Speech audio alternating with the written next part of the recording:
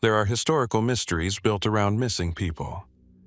Others begin with objects, places, or statements that should have been perfectly ordinary. But every so often, the surviving evidence produces something more unsettling. A detail that seems insignificant until everything around it is considered. Then the entire story tilts. Tonight, we are following those details through Victorian history, one case at a time. Whitechapel, London, in the autumn of 1888 was a place of narrow streets, crowded lodging houses, workshops, taverns, and dimly lit passages where daylight seemed to disappear quickly. Gas lamps cast uneven pools of light across the pavement, while thousands of people moved through the district almost unnoticed. At night, the boundaries between private life and public space became especially fragile. It was here, amid poverty, commerce, and relentless movement, that a series of murders would become one of the most enduring enigmas in criminal history.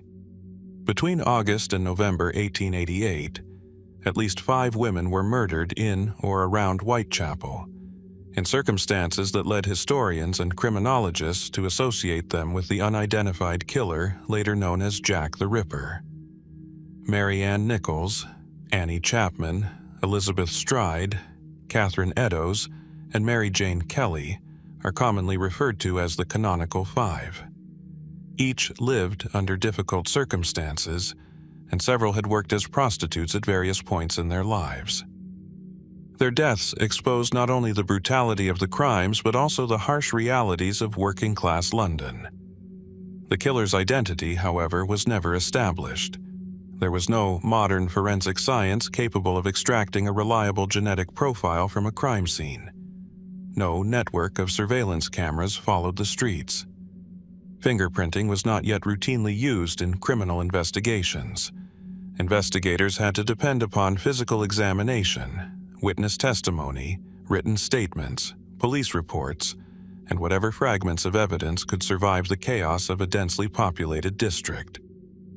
The murders themselves presented a troubling pattern. Several victims had suffered severe injuries to the abdomen and throat, and some had been mutilated after death. Yet, even among the crimes commonly attributed to the Ripper, important differences exist. Elizabeth Stride, for example, was discovered with her throat cut but without the extensive abdominal mutilation seen in some of the other cases.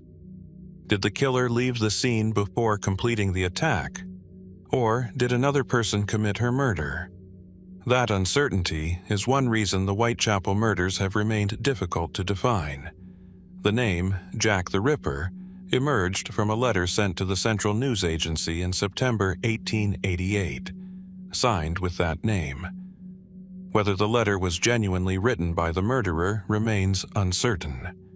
Many historians believe the correspondence was fabricated by journalists, hoaxers, or others seeking attention. Yet the name entered public consciousness almost immediately, transforming an unidentified criminal into a cultural figure. And once that name existed, theories multiplied. Among the suspects investigated at various times were local men, foreign visitors, doctors, craftsmen, and individuals whose personal circumstances seemed, decades later, suspicious. Aaron Kosminski, a Polish-born barber who lived in Whitechapel, became one of the more frequently discussed suspects. Another was Montague John Druitt, a barrister whose death by suicide in late 1888 drew attention because of circumstantial clues later associated with the investigation. George Chapman, a convicted murderer, was also proposed as a possibility. None of these men has been conclusively identified as the Ripper. Then there were theories that moved further from the conventional investigation. Some have suggested that the murderer possessed medical knowledge because of the apparent precision of certain injuries. Others have argued that this conclusion may exaggerate what could actually be accomplished with a knife under chaotic conditions. A much broader theory has implicated individuals connected to the British establishment, while other proposals have pointed toward organized conspiracies, foreign agents, or members of the medical profession. The difficulty is that nearly every theory encounters the same obstacle: evidence. A convincing suspect requires more than an intriguing biography. The person must fit the chronology, geography, surviving testimony, and known circumstances of the murders. Many candidates fail when examined against even a few of these requirements. The possibility that Jack the Ripper was simply an unknown local man remains, in many ways, less dramatic but perhaps more plausible than elaborate conspiracies. He may have lived among the people of Whitechapel, walked the same streets, entered the same public houses, and returned home after the murders without anyone understanding what he had done. If so, the most remarkable aspect of the case may be how completely an ordinary identity disappeared behind an extraordinary crime. There is another complication.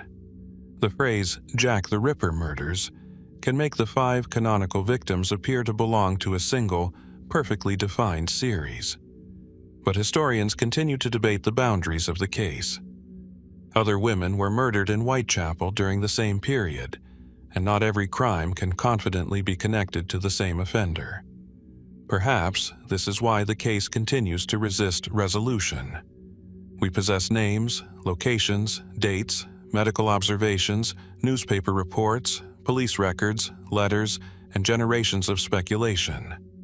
What we do not possess is the one piece of evidence that could transform suspicion into certainty: the identity of the man responsible. More than a century later, Whitechapel has changed almost beyond recognition. The gaslight has vanished, the old streets have been altered, and the people who witnessed those nights are long gone. Yet, the question remains suspended over the surviving record. Was Jack the Ripper a calculating killer who deliberately concealed his identity, an ordinary man who vanished into London's enormous population, or someone investigators once encountered without realizing whom they were looking at? The evidence has survived. The answer has not. And yet, some mysteries do not begin with a body, a weapon, or a witness who remembers too much. Sometimes they begin with a ship still floating.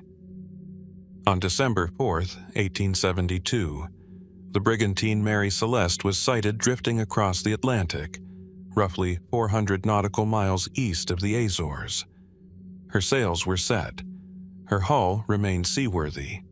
Cargo was still aboard. Personal possessions had not been stripped away. There was food and water enough for those on board.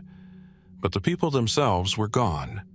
The ship that had left New York weeks earlier seemed to have survived the ocean while somehow losing its human presence. When the Canadian brigantine Dei Gratia approached, the contrast was unsettling. The Mary Celeste was not a wreck. She was not burning. She had not been violently attacked. Yet, no one answered the calls of the approaching crew. When men climbed aboard, they found a vessel strangely intact, but abandoned. 8 men, women, and children had vanished. Among them was the ship's captain, Benjamin Spooner Briggs, his wife Sarah, their young daughter Sophia, and 7 crew members. Their destination had been Genoa, Italy, where the Mary Celeste was carrying a cargo of industrial alcohol. Nothing in the surviving evidence proves exactly when or why they left the vessel. That distinction matters. The popular image of the Mary Celeste is often a ghost ship frozen in perfect order, as though its occupants had simply evaporated. Reality was less theatrical, but arguably more perplexing. The ship showed signs of disorder. Some navigational equipment was missing or damaged. One of the ship's longboats was gone. The chronometer and some important papers were absent. The ship's condition suggested that something had prompted the captain to make a decision. The question is what? One possibility concerns the cargo itself. Several barrels of industrial alcohol were found to have leaked, and investigators later determined that 9 barrels contained denatured alcohol rather than the expected cargo. Alcohol vapor can be dangerous, particularly within a confined hold. Could Briggs have feared an explosion? Perhaps the crew opened the hatches and detected fumes, leading him to believe the vessel was in immediate danger. Yet, this explanation has limits. No major explosion had occurred, and the Mary Celeste was still afloat. If the crew entered the lifeboat temporarily, expecting to return once the danger passed, what prevented that return? The Atlantic may have supplied the answer. Weather conditions around the time of the abandonment were unsettled, and the ship's pumps were reportedly in poor condition. Water in the hold could have appeared more alarming than it actually was. A frightened captain might have mistaken a manageable problem for an impending disaster. If the lifeboat remained attached by a line, however, a sudden change in wind or sea could have separated it from the ship. That theory requires no conspiracy, only a moment of misjudgment. But the Atlantic is capable of turning a small decision into an irreversible one. Other explanations have been proposed. A rogue wave might have convinced the crew that the vessel was sinking. A sudden shift in the cargo could have created instability. Fear of piracy has also entered the story, although no convincing evidence of an attack was found aboard. The absence of obvious violence makes piracy difficult to reconcile with the physical evidence. Then there are the more imaginative possibilities. Some accounts have suggested mutiny, although the crew had little apparent motive to seize a ship and then abandon it. Others have proposed that the captain and crew were victims of foul play, perhaps killed elsewhere or deliberately removed. Later, writers even entertained theories involving sea monsters, supernatural forces, or unexplained atmospheric phenomena. These ideas endure partly because the central evidence remains so frustratingly incomplete. The most remarkable clue may be the lifeboat itself. Its absence tells us that the people aboard Mary Celeste did not simply disappear while remaining on the vessel. At some point, they made a conscious decision to leave.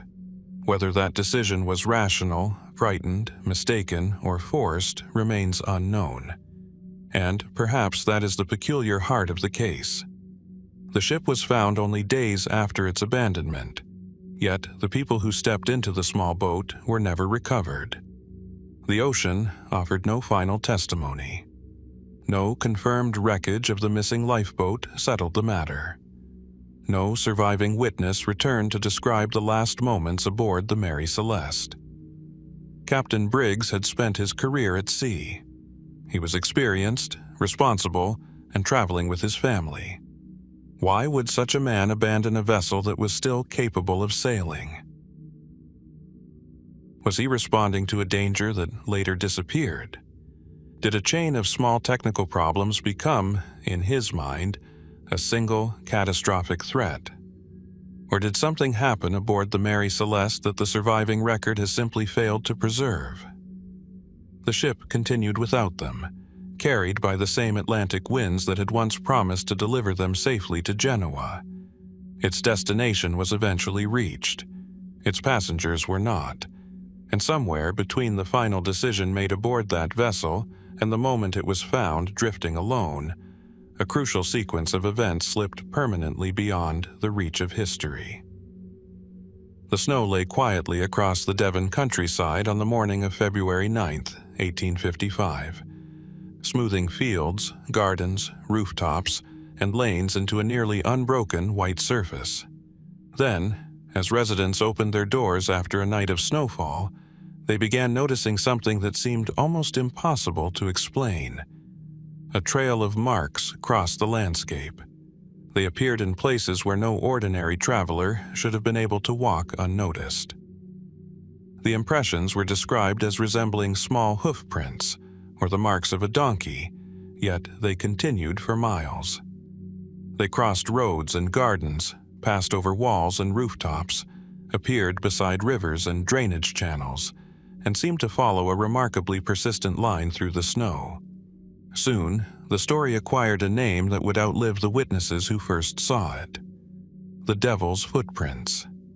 The incident occurred during a period of severe winter weather in southern England. Snow had fallen heavily across Devon during the night, and temperatures were low enough for the surface to remain undisturbed for hours. When daylight arrived, residents around Exeter and nearby villages noticed peculiar tracks scattered across the frozen landscape. Letters and newspaper reports began carrying descriptions of the phenomenon. Some accounts claimed the marks extended over an extraordinary distance, perhaps more than 100 miles when the various sightings were connected. Others described footprints appearing on roofs, behind locked gates, across narrow passages, and along places that seemed difficult for any animal to reach. But here the historical record becomes less comfortable. The original reports do not provide one perfectly consistent map of the trail. Different witnesses described different sections, and newspapers sometimes embellished or repeated details without independent confirmation. Later retellings transformed a curious snowfall into a sweeping supernatural event. Still, something happened. People genuinely encountered unusual marks in the snow. The first question, therefore, is not whether the devil had crossed Devon. It is what could have produced such an extraordinary impression. One possibility is surprisingly mundane: an animal. Several naturalists propose that the prints might have belonged to a hare, a fox, a deer, or even a domestic animal moving in a peculiar gait. When animals hop or place their feet in a repeating pattern, separate impressions can merge visually into a shape that resembles a single line of footprints. Snow can also distort the dimensions of tracks, especially when the surface partially melts and refreezes. Another candidate has attracted particular attention: the wood mouse. A small rodent moving across snow can leave paired impressions from its hind feet, sometimes producing a pattern that looks remarkably unlike the creature that made it. If it were carrying something, moving along a wall, or repeatedly stepping over obstacles, the resulting trail could appear even more unusual. Yet, not every reported detail fits comfortably within that explanation. Witnesses described tracks appearing across surfaces that seemed inaccessible to small mammals. Some accounts claimed they continued across the tops of walls and roofs.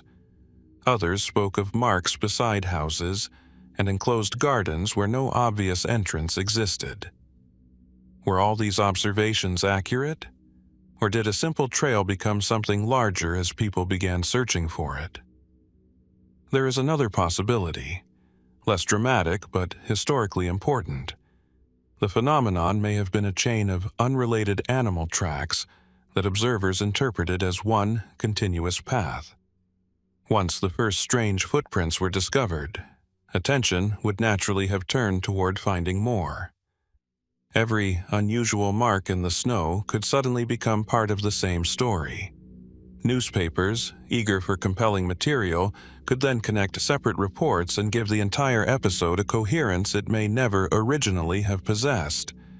And yet, even allowing for exaggeration, the mystery retains an intriguing physical quality. Snow is temporary evidence. A footprint exists for only as long as the surface remains intact. Wind erases it. Sunlight changes it. Rain destroys it.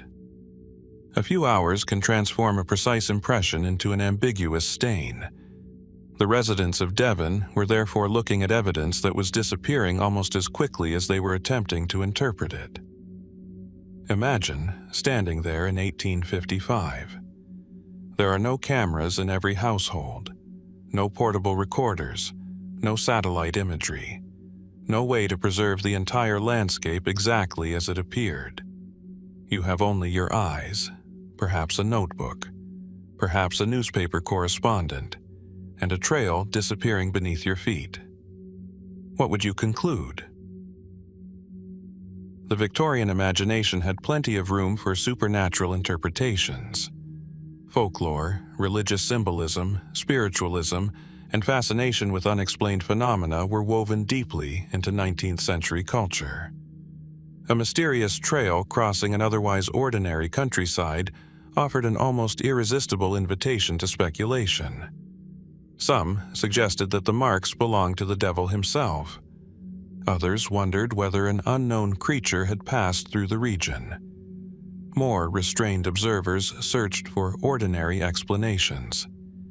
The disagreement is revealing because the physical evidence itself was never strong enough to settle the matter.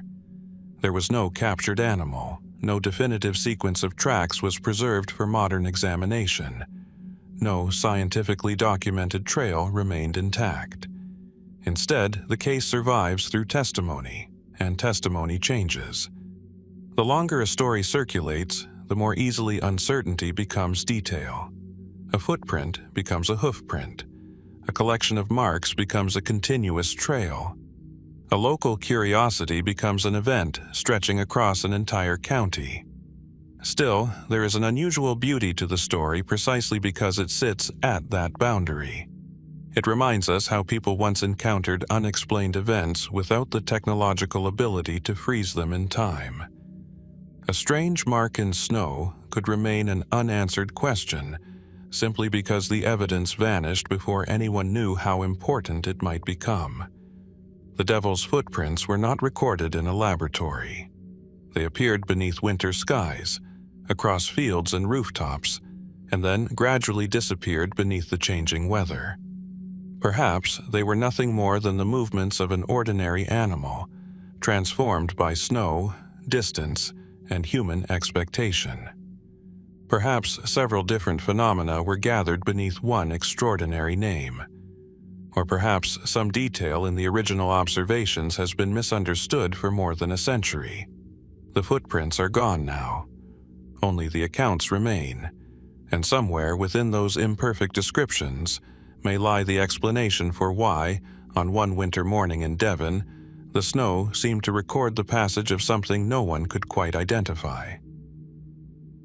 The Thames at night was a world of black water, furnace smoke, warehouse lights, and the slow passage of barges. London depended upon the river for almost everything, yet the same current that carried coal and cargo could also carry evidence beyond the reach of anyone searching the shore. During the summer of 1888, beneath the noise of a city approaching the height of the Victorian Age, the Thames began giving back fragments of a story no investigator could fully reconstruct. On June 11th, a human torso was discovered near the construction site of the new Metropolitan Police headquarters at Whitehall. It was the remains of a woman, dismembered and carefully wrapped before being concealed beneath a newly built archway. Her identity was never established. The discovery was followed by another. In September, a woman's torso was found near Rainham, farther east along the Thames. Other human remains would appear during the following months, including a leg discovered at Wandsworth and additional remains associated with Battersea. The newspapers quickly sensed a pattern.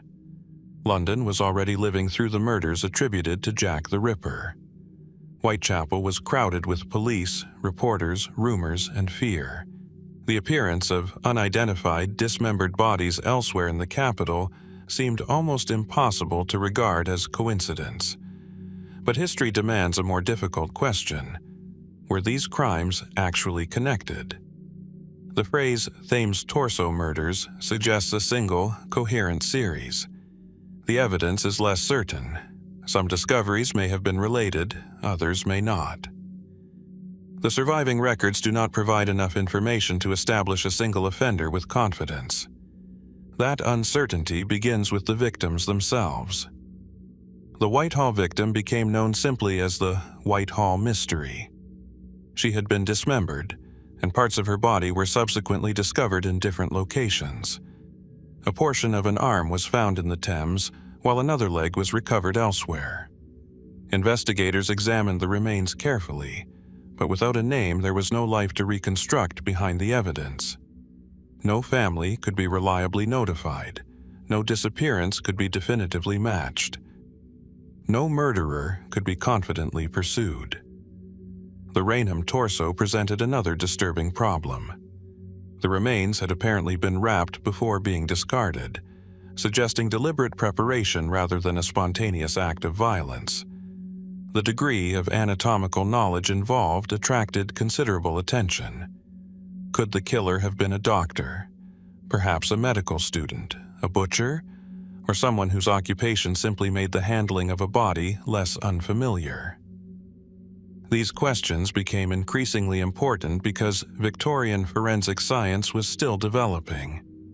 Medical examiners could determine many things about a body, but they could not provide the modern certainty investigators might expect today. There was no DNA identification, no comprehensive missing person database, and no reliable way to connect biological evidence from separate scenes. The river itself complicated everything. A body placed near the Thames did not necessarily remain where it was left. Tides could transport remains. Objects could disappear beneath the surface and emerge somewhere entirely different. A discovery on one bank might therefore reveal something that had happened many miles away. That made the Thames both a location and a mechanism. The killer, if there was one, could use the river to fragment the evidence. But perhaps the most famous connection is the one with Jack the Ripper. The timing is undeniably intriguing. The Whitehall torso appeared in June 1888, just weeks before the murders traditionally associated with the Ripper began. The two cases occurred within the same city and involved female victims subjected to extreme mutilation. Yet, the similarities end there more quickly than popular retellings sometimes admit. The Ripper victims were generally found with their bodies intact, despite severe injuries. The torso cases involved deliberate dismemberment and disposal. The methods were different enough that many historians have treated the two series as separate phenomena. Still, the possibility has never entirely disappeared. Perhaps one offender changed methods. Perhaps two killers operated within the same city at nearly the same time. Or perhaps the apparent connection exists only because Victorian London happened to produce several horrifying cases that were later placed beside one another. There were other theories, too. Some suggested that the victims were connected to London's criminal underworld. Others imagined medical or anatomical circles where knowledge of the human body could have been acquired. More elaborate theories have attempted to associate the murders with powerful individuals or secret networks. None has produced conclusive evidence, and this is where the mystery becomes more interesting than the legend. The temptation is to search for one extraordinary explanation. Yet, the historical record may point towards something more ordinary and more disturbing. A series of crimes committed against women whose identities were already difficult to trace, in a city so immense that a person could disappear without immediately attracting attention. The victims were not merely forensic puzzles. They had once been living people. They had names, voices, habits, relationships, private histories. Somewhere there may have been someone expecting them to come home. But by the time their remains reached investigators, much of that human context had been stripped away. The river had carried fragments. The newspapers supplied names for mysteries. History preserved the fragments. The women themselves remained unidentified. And perhaps that is the most enduring question left by the Thames torso murders. Not simply who committed these crimes, or whether one hand was responsible for them all, but how many stories can vanish from a city before the surviving evidence becomes too thin to reconstruct the truth. The Thames kept moving through London, indifferent to the investigations along its banks. Whatever happened to those women was already passing beyond the reach of anyone who might have known. And somewhere beneath the surviving reports, there may still be a detail that could turn these disconnected fragments into a single story, or prove that they were never one story at all. The western edge of Scotland does not end gently. Beyond the mainland, the sea becomes darker, the islands more exposed, until Eilean Moor rises from the Atlantic like a piece of black stone left behind by some ancient force. There are cliffs, grass beaten flat by wind, and little else. Upon that severe landscape stands a lighthouse, built to send a measured beam across waters notorious for their violence. On December 26, 1900, the relief vessel Hesperus reached the island. The lighthouse was silent. No keeper appeared at the landing stage. No figure crossed the path. The door was closed, and the men aboard the vessel had no immediate reason to suspect that anything extraordinary had happened. Then Joseph Moore, the assistant keeper, went ashore to investigate. The 3 men assigned to the station had disappeared. James Ducat, Thomas Marshall, and Donald MacArthur were experienced lighthouse keepers. Their absence was not simply inconvenient. A lighthouse required constant attention, and its light had to be maintained regardless of weather, fatigue, or isolation. Yet, the station contained no explanation for where the men had gone. Their beds were empty. The kitchen showed signs of ordinary life. The lighthouse itself was in working order. But the men were nowhere on the island. The first instinct was practical. Perhaps an accident had occurred near the western landing, where the Atlantic struck the cliffs with exceptional force. Damage was found around the landing area, including a railing that had been torn away and equipment that appeared to have been displaced. The sea could have done the rest. One man may have gone outside to secure something. Another, seeing the danger, might have followed. A third could have attempted to help. A single, enormous wave, striking from the wrong direction, could have swept them into water cold enough to make survival almost impossible. It is a simple explanation. It is also a frightening one. Because the 3 men did not need to encounter anything supernatural. They only needed to make one reasonable decision at precisely the wrong moment. The surviving records, however, became the source of something more complicated. Later retellings have emphasized dramatic details supposedly contained in the lighthouse log. References to violent weather, a keeper weeping, and men becoming deeply disturbed by conditions around them. These passages have helped create the image of 3 lighthouse keepers slowly losing their composure before vanishing into the Atlantic. But the historical record is not so cooperative. Some of the most famous details associated with the Flannan Isles story cannot be securely verified as authentic entries from the original log. Over time, fact, reconstruction, newspaper reporting, and folklore became intertwined. That does not make the disappearance less remarkable. If anything, it leaves a quieter and more difficult mystery. What actually happened during those final hours? The official investigation favored an accident involving the sea. The western landing showed enough evidence of powerful wave action to support the possibility. The men may have gone down together, perhaps believing that equipment needed securing, only to be caught by a sudden swell. There was no evidence of a struggle, no credible sign of murder, no confirmed sighting of the missing men, and no bodies were ever recovered. Other explanations gradually emerged. Could the 3 have argued and come to blows? There is no strong evidence for it. Could an outsider have reached the island unnoticed, killed them, and escaped?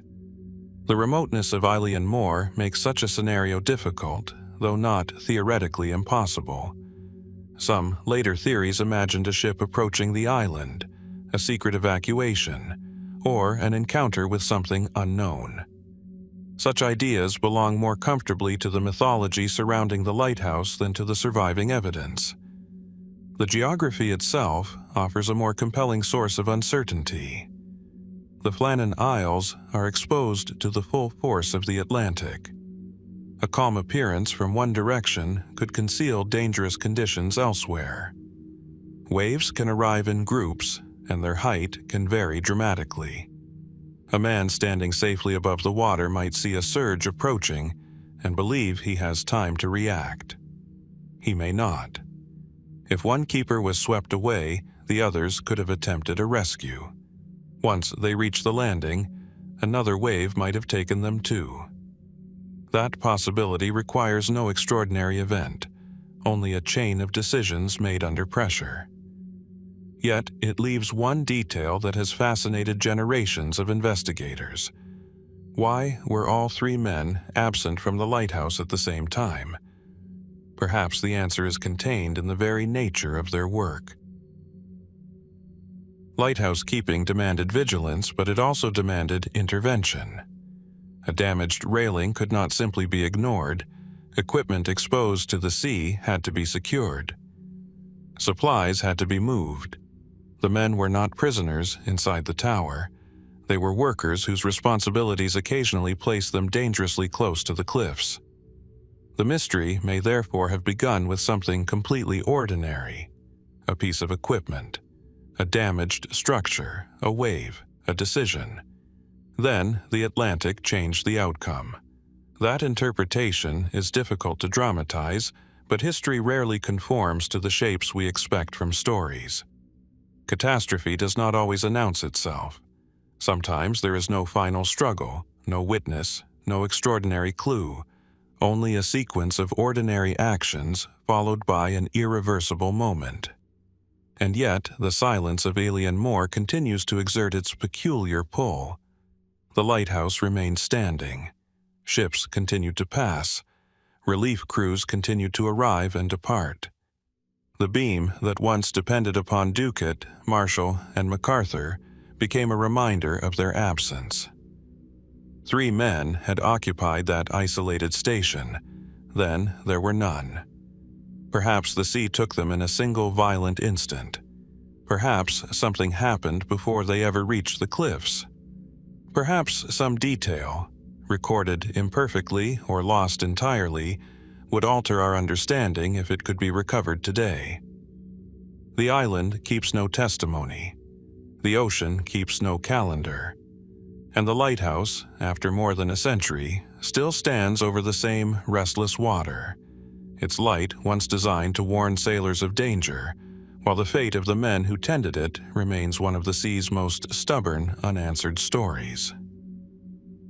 The house at Balham stood in the London suburbs, surrounded by the outward signs of Victorian respectability. Quiet rooms, domestic routines, servants moving through their duties, and a household that appeared, at least from the street, entirely ordinary. Yet, inside this particular house, in April 1876, a man lay dying in circumstances that would leave investigators arguing for decades. His name was Charles Bravo. Bravo was a young barrister who had recently married Florence Ricardo, a wealthy widow. Their marriage had brought him into a complicated domestic world, one in which money, affection, resentment, and previous relationships were already entangled. Only a few months after the wedding, Bravo became violently ill. There had been no obvious accident, no wound, no intruder. Instead, the evidence pointed toward poison. On the evening of April 18th, Bravo began suffering severe symptoms: intense pain, vomiting, and other signs of acute poisoning. Doctors were called, but his condition deteriorated rapidly. For several days he remained alive, suffering terribly, while those around him attempted to understand what had happened. He died on April 21st. The substance suspected was antimony. That detail transformed an unexplained illness into a potential murder. Antimony compounds had legitimate medical and industrial uses during the 19th century, but certain forms were highly toxic. Detecting poisoning was difficult, and forensic toxicology was still developing. Investigators therefore faced a problem that Victorian science could only partly solve. Someone might have poisoned Charles Bravo. But who? The household immediately came under scrutiny. Florence Bravo was the obvious focus of suspicion because of her relationship with the victim. Yet suspicion alone proved nothing. Her marriage to Charles had been troubled, and the couple's private life contained enough tension to attract intense speculation. But no definitive evidence established that she had administered the poison. Then there was Dr. James Gully. Gully had once been closely associated with Florence before her marriage to Bravo. He was a physician and an influential figure in Victorian health circles. Their previous relationship provided an obvious motive for investigators and newspapers to examine, particularly because Bravo's arrival had altered an already complicated personal history. Yet again, there was no conclusive proof. Another figure was Florence's former husband, Alexander Ricardo, whose death had left her a wealthy widow. The financial circumstances surrounding her life inevitably became part of the investigation, although the existence of money and complicated relationships does not itself establish a motive for murder. The case became a maze of possibilities. Perhaps Bravo had been deliberately poisoned. Perhaps the poison had entered his system accidentally. Perhaps he had consumed something without realizing what it contained. The investigators had to consider all three possibilities. The medical evidence suggested deliberate poisoning, but establishing intent was much harder. Antimony poisoning could produce symptoms that resembled severe gastrointestinal illness, and the exact circumstances surrounding its administration remained uncertain. Even the timing became significant. Bravo had apparently taken a drink before becoming ill, and investigators considered whether poison could have been placed into his food or medicine. Yet, the evidence was not sufficient to identify a single moment with certainty. Meanwhile, the household itself became a landscape of suspicion. Servants were questioned, relationships were examined, statements were compared, rumors multiplied. Victorian newspapers transformed the investigation into a public drama, particularly because the case contained nearly everything that fascinated the era: wealth, marriage, adultery, medicine, inheritance, social status, and the possibility of a carefully concealed murder. But newspapers were not courts. A compelling theory could spread long before it could be proved. The most enduring suspicion eventually fell upon Florence Bravo. Her relationship with Charles had reportedly been unhappy, and later accounts emphasized tensions within the marriage. Some theories suggested jealousy or resentment. Others proposed that she may have wanted to protect herself from a husband who had become difficult or controlling. But suspicion remained circumstantial. No confession settled the case. No definitive forensic discovery identified the poisoner. No court established who had administered the fatal substance. Dr. Gully became another recurring figure in later theories because of his previous connection with Florence. Some writers imagined that he might have played a hidden role, while others considered the theory implausible. Again, the historical record does not provide enough evidence to turn possibility into certainty. Then, there is a particularly uncomfortable question.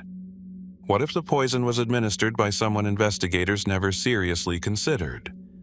A servant, an acquaintance, a person who entered the house briefly, or someone whose presence seemed so ordinary that it attracted no suspicion at all? That possibility is difficult to dismiss entirely because the investigation was limited by the forensic technology of the time. Modern investigators might search for traces that Victorian detectives could never have imagined looking for. They might reconstruct movements through communications, digital records, surveillance, or genetic evidence. None of those tools existed in 1876. The case, therefore, remains trapped inside its century. What is known is that Charles Bravo entered a period of agonizing illness and died after suspected antimony poisoning. What remains uncertain is how the poison reached him, who administered it, and whether the death was the result of deliberate murder at all. The house eventually became another place in London associated with an unresolved Victorian crime. People continued living their lives. The newspapers moved on to other scandals. The witnesses aged and died, but the central question remained remarkably intact. Who gave Charles Bravo the poison? Was it someone acting from jealousy, fear, resentment, or financial motive? Was the culprit someone investigators already suspected but could never prove guilty? Or did the poison enter the household through circumstances so ordinary that the real explanation was overlooked? More than a century later, the case offers no satisfying final answer. Only a dying man, a poisonous substance, a house filled with conflicting relationships, and a circle of suspects connected by circumstance rather than proof. And perhaps that is why Charles Bravo's death continues to resist closure. The evidence seems to point toward a crime, yet never quite reaches the person who could explain it. Before dawn on June 30th, 1860, Road Hill House stood in the Wiltshire countryside with the stillness of an ordinary English morning. Inside, the Kent family slept behind closed doors, while the house itself held the familiar traces of domestic life. Bedrooms, stairways, servants' quarters, locked rooms, and the routines of a respectable Victorian household. Then someone discovered that 3-year-old Francis Saville Kent was missing. The child had been taken from his bedroom during the night. His body was found later that morning inside an outdoor privy on the grounds. The murder had occurred within the apparent security of the family home. That detail would make Road Hill House more than a murder scene. It became a puzzle about trust. There were no obvious signs of forced entry. Whoever entered the nursery seemed to have known the house, understood its routines, or simply encountered little resistance. The child had been removed silently, carried outside, and killed. The family immediately came under scrutiny. Saville's father, Samuel Kent, was a senior inspector of factories. His household was complicated, however, and relationships within it were far from simple.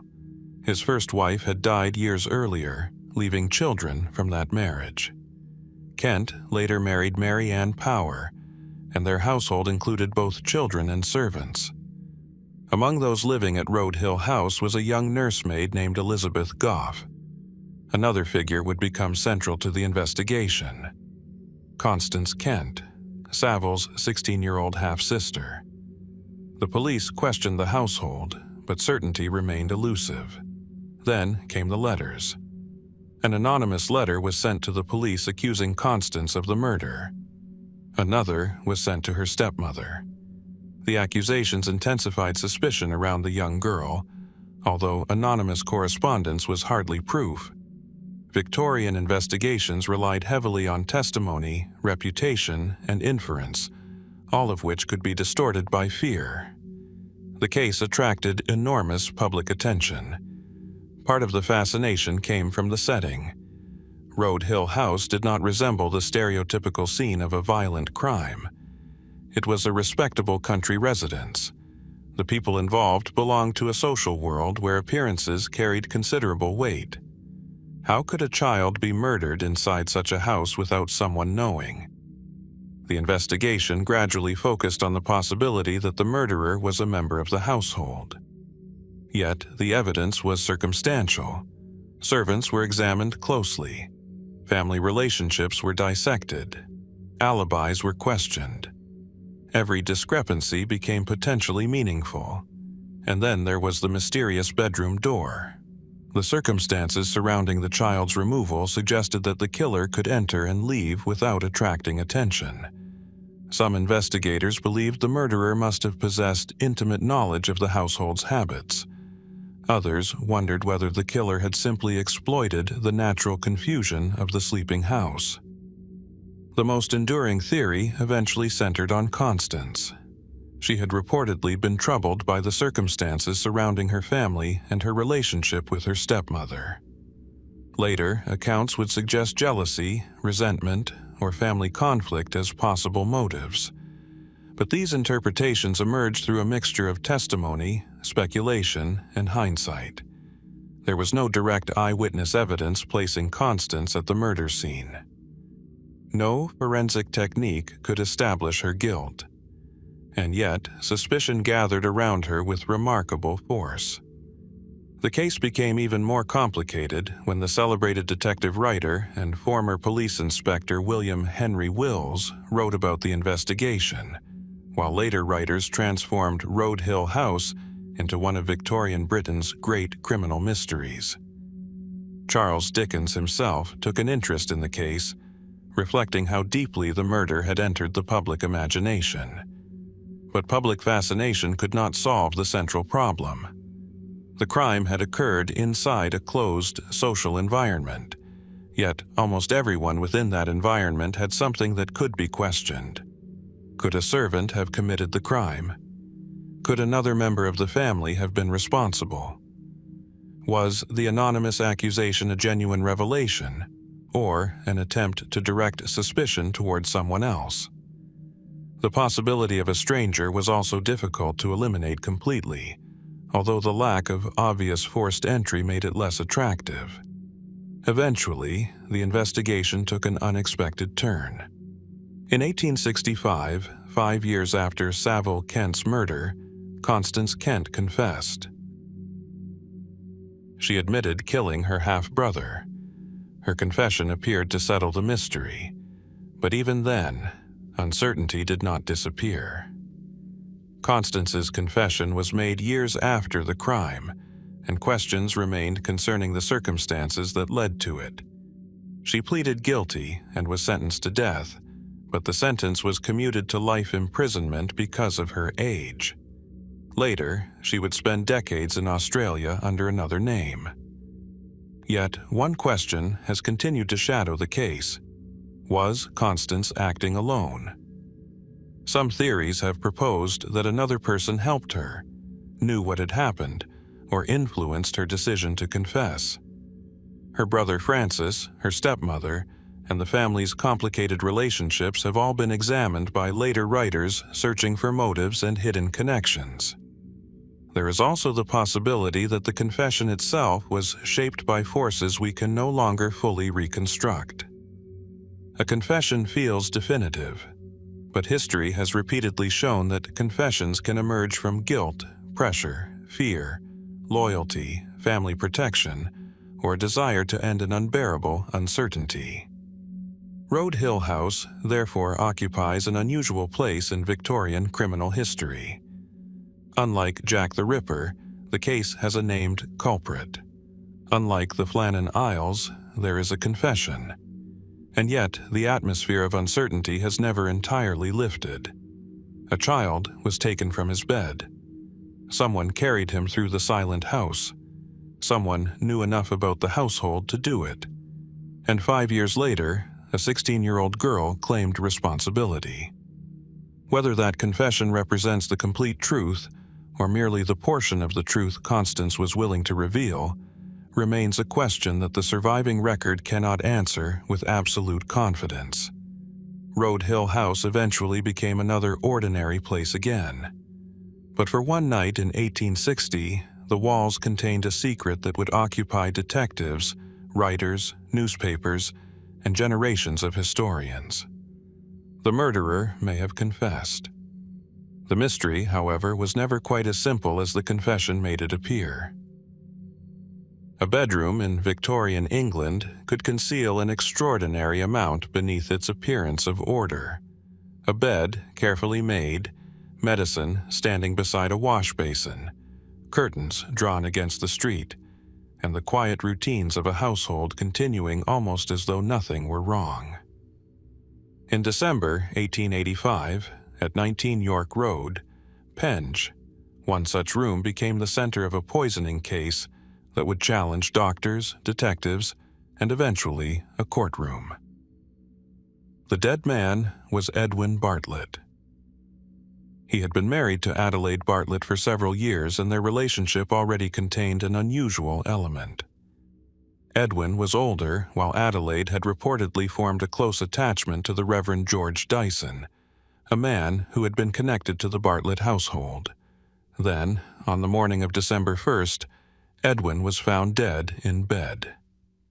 At first, there was nothing visibly dramatic about the scene. There was no wound.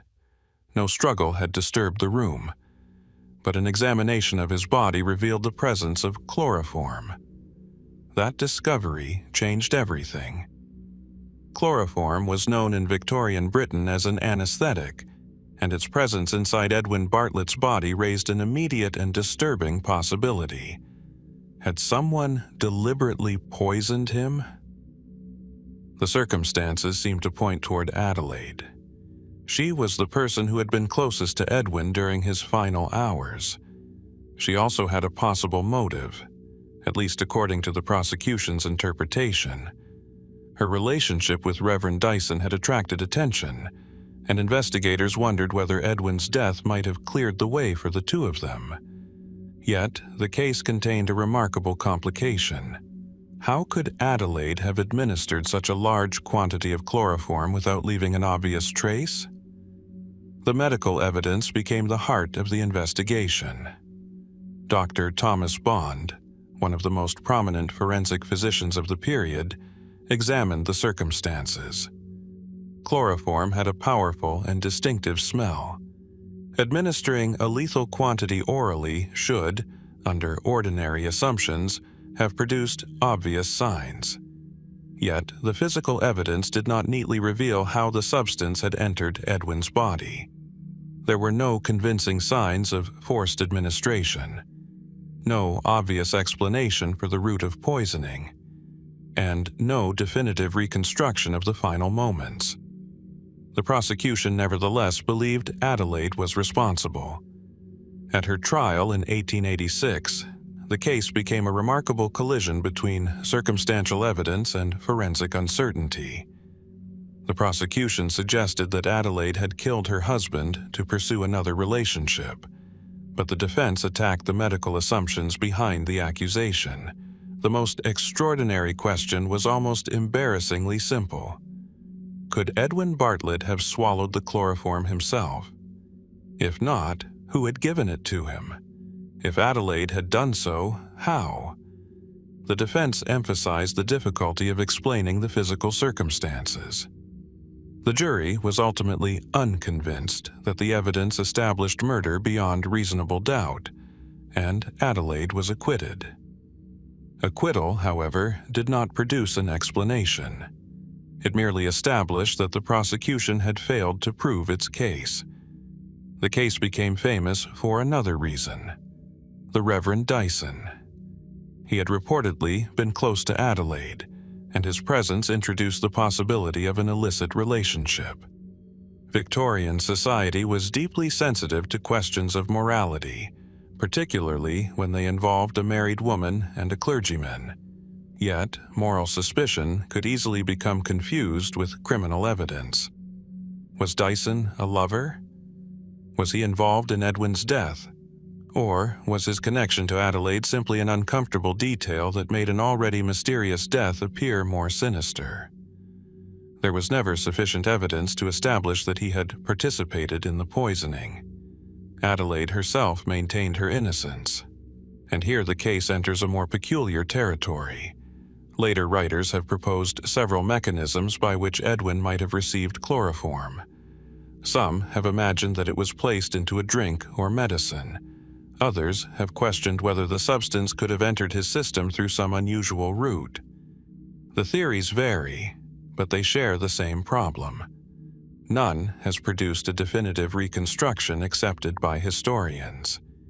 Even the nature of the relationship between Adelaide and Edwin remains difficult to interpret. The marriage was unusual by Victorian standards, and reports about their private life were later used to suggest motives ranging from affection to resentment. But personal relationships are rarely as simple as courtroom narratives make them appear. A marriage can contain affection and hostility simultaneously. A friendship can be intimate without becoming criminal. And suspicion can grow around a person simply because they were closest to the victim. Adelaide's acquittal therefore left behind a strange historical residue. She was not declared innocent in the absolute sense. Rather, the evidence presented against her was insufficient to secure a conviction. That distinction matters. The law had reached its limit. History had not. The Bartlett case also illustrates the difficulties of Victorian forensic medicine. Modern toxicology can identify substances with extraordinary sensitivity and reconstruct exposure with techniques unavailable in 1886. Investigators today would examine chemical traces, biological samples, medication histories, digital communications, financial records, and a host of other evidence.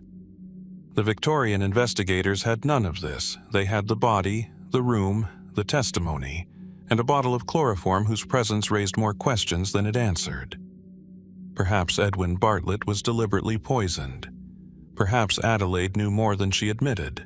Perhaps Reverend Dyson's relationship with her was more significant than the surviving evidence suggests. Or perhaps the explanation was entirely different.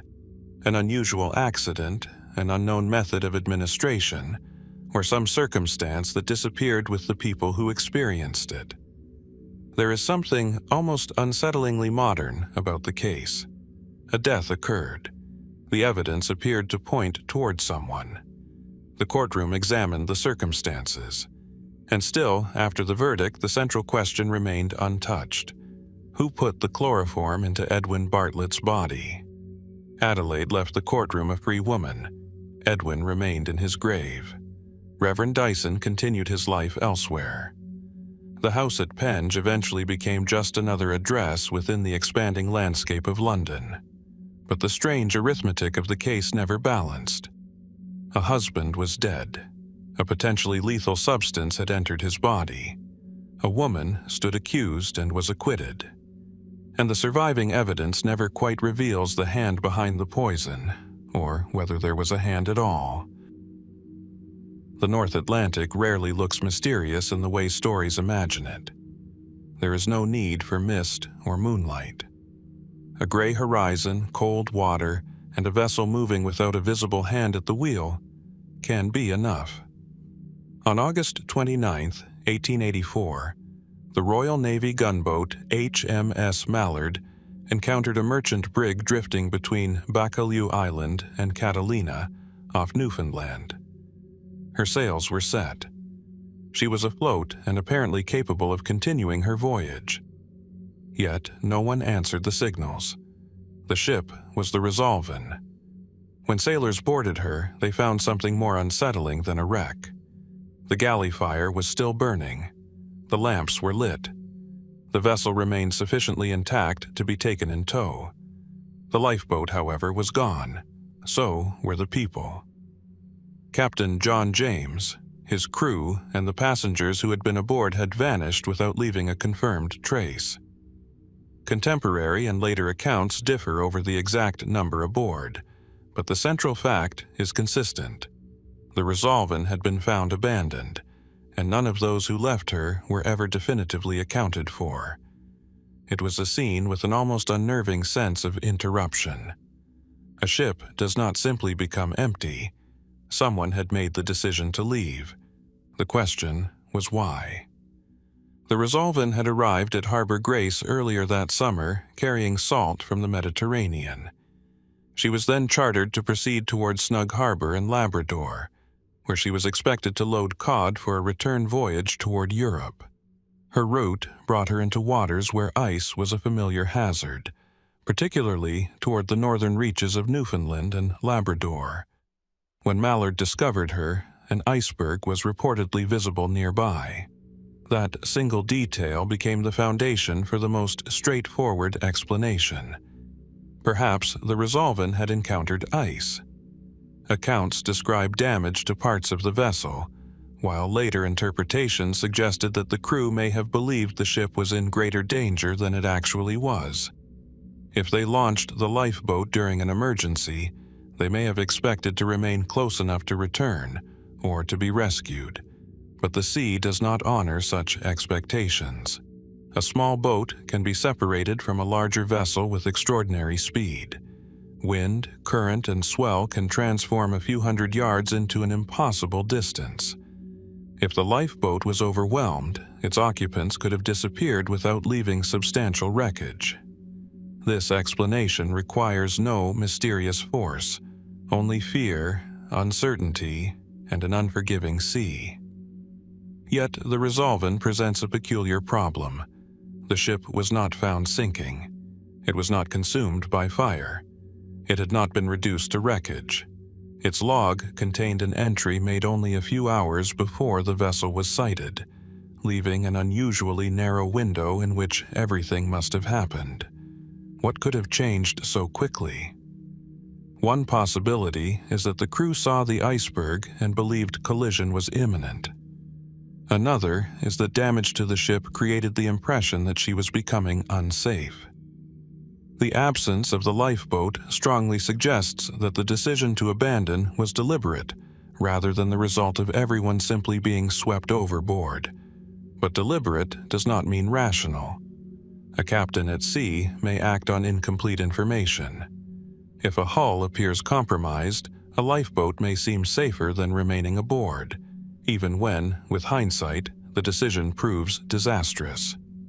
There is also an important human detail. The crew and passengers were not all accustomed to northern waters. Later, Newfoundland sources suggested that unfamiliarity with local ice conditions may have contributed to panic.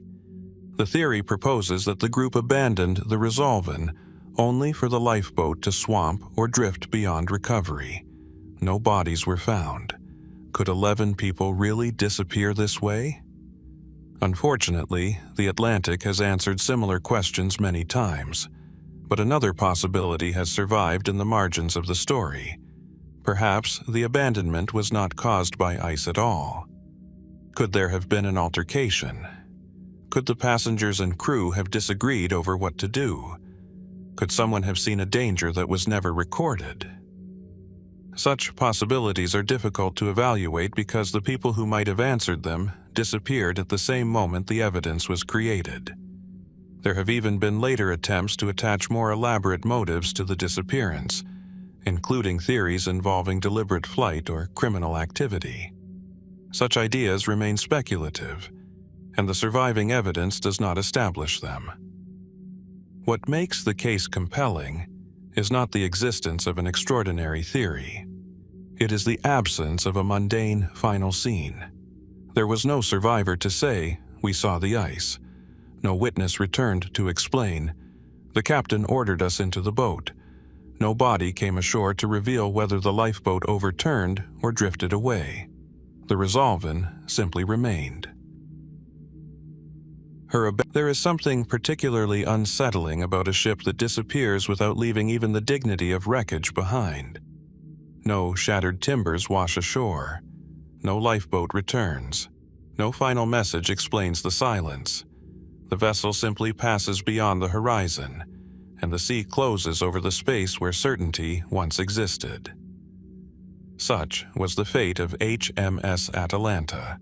She was a British naval training ship, originally built as HMS Juno and later renamed Atalanta. By the time she began her final voyage in 1880, she was carrying young cadets and naval personnel across the Atlantic after leaving Bermuda for Britain. Her return should have been routine. It became anything but. On January 31, 1880, Atalanta departed Bermuda bound for England. There were more than 250 people aboard. The ship was expected to reach Britain after crossing the Atlantic, but she never arrived. For a time, there was no reason for immediate alarm. Ships could take weeks to cross the ocean. Communication depended upon vessels, flags, letters, and the occasional telegraph station at port. A ship disappearing from contact did not automatically mean disaster, but the expected arrival passed. Then another. No Atalanta, no confirmed sighting, no message. The British Admiralty eventually had to confront the possibility that the ship had vanished somewhere between Bermuda and home. Searches began. Vessels examined portions of the Atlantic. Reports of possible sightings were investigated. Newspapers followed the growing uncertainty with intense attention, especially because the missing ship carried so many young men. The absence of wreckage became one of the most troubling features. A vessel carrying hundreds of people could disappear in a storm, of course. The North Atlantic was capable of extraordinary violence, and Atalanta was not an especially large modern vessel by later standards. A hurricane, structural failure, or sudden loss of stability could have destroyed her quickly. But where was the evidence? No confirmed debris field emerged. No lifeboat was recovered, no survivor appeared. The ocean seemed to have accepted the entire ship. One explanation has remained particularly plausible: severe weather. The ship had entered waters where storms could develop rapidly, and later investigators considered whether a hurricane or other extreme weather event might have overwhelmed her. The vessel's design and sailing condition have also been examined by historians trying to understand how vulnerable she may have been during the crossing. Yet, weather alone cannot tell us exactly what happened. A storm may explain why a ship sank. It does not explain why nothing recognizable was found afterward. That distinction matters. The Atlantic is enormous, and the absence of wreckage is not necessarily evidence that a vessel did not sink. Floating debris can travel hundreds of miles. Wooden fragments can become scattered across a vast area. Lifeboats can drift far beyond the original disaster site. A search conducted without modern satellite tracking has little chance of locating every surviving trace. There is another difficulty. The location of the disaster was unknown. Investigators were not searching a known wreck site. They were searching an ocean. A ship can disappear inside an area larger than many countries, and once the initial search window closes, every additional day multiplies the uncertainty. Perhaps Atalanta encountered a storm soon after leaving Bermuda. Perhaps she suffered structural damage that became catastrophic. Perhaps a navigational error placed her directly into dangerous weather. Or perhaps the ship experienced a combination of problems, each manageable on its own, but devastating when they occurred together. This is where more speculative theories begin to appear. Some later accounts questioned whether Atalanta had been seaworthy enough for the crossing. Others focused on the possibility of instability, suggesting that changes in ballast or cargo might have made the ship vulnerable to heavy seas. There were also rumors of sightings and theories involving altered course or secret destinations, but none produced reliable evidence that could establish what became of the vessel. The possibility of mutiny has occasionally entered discussions surrounding the disappearance, largely because of the number and age of those aboard. Yet, there is no convincing evidence that the crew or cadets seized control of the ship or deliberately diverted her. Theories involving deliberate disappearance are therefore difficult to sustain. The simplest possibility remains that Atalanta was lost at sea, but simplicity does not make the event any less extraordinary. Imagine the final hours. The ship is moving across open water. Hundreds of people are aboard. Perhaps the weather begins to deteriorate. The horizon disappears behind rain. The decks become slick. Orders are shouted above the wind. Then something changes. A wave breaks across the vessel. A mast gives way. Water enters where it should not. Or the ship simply rolls farther than it can recover. There may have been no time to send a message. No opportunity to launch every lifeboat. No final record. And then the ocean becomes empty again. The human scale of the disappearance is difficult to comprehend. More than 200 people vanished with the vessel, yet the historical record contains no final testimony from anyone aboard. The search continued for months. Wreckage reports were examined. Possible sightings were compared. Nothing established the fate of the ship. Eventually, hope gave way to probability. HMS Atalanta was presumed lost with all aboard. Yet, presumed is an important word. It does not describe what happened. It describes what investigators were forced to conclude because nothing else remained. The distinction has allowed the mystery to survive. Perhaps beneath thousands of feet of Atlantic water lies the wreck, resting on the seabed with its final moments permanently sealed inside its hull. Perhaps the vessel broke apart so completely that its remains became indistinguishable from the ocean floor. Or perhaps some piece of evidence once floated to the surface and was never recognized for what it was. The cadets who sailed aboard Atalanta expected to return to Britain. Their families waited. The ship never appeared. Even now, the absence feels strangely complete. No confirmed wreck, no surviving witness, no final message. Only a departure date, an expected destination, and an empty stretch of Atlantic between them. And somewhere beneath that vast interval lies the question that history has never managed to answer. What happened to HMS Atalanta after the last confirmed sighting, and why did the sea give so little back? There are disappearances that leave wreckage, and then there are those that leave only a gap in the record. The city of Boston belongs to the second kind.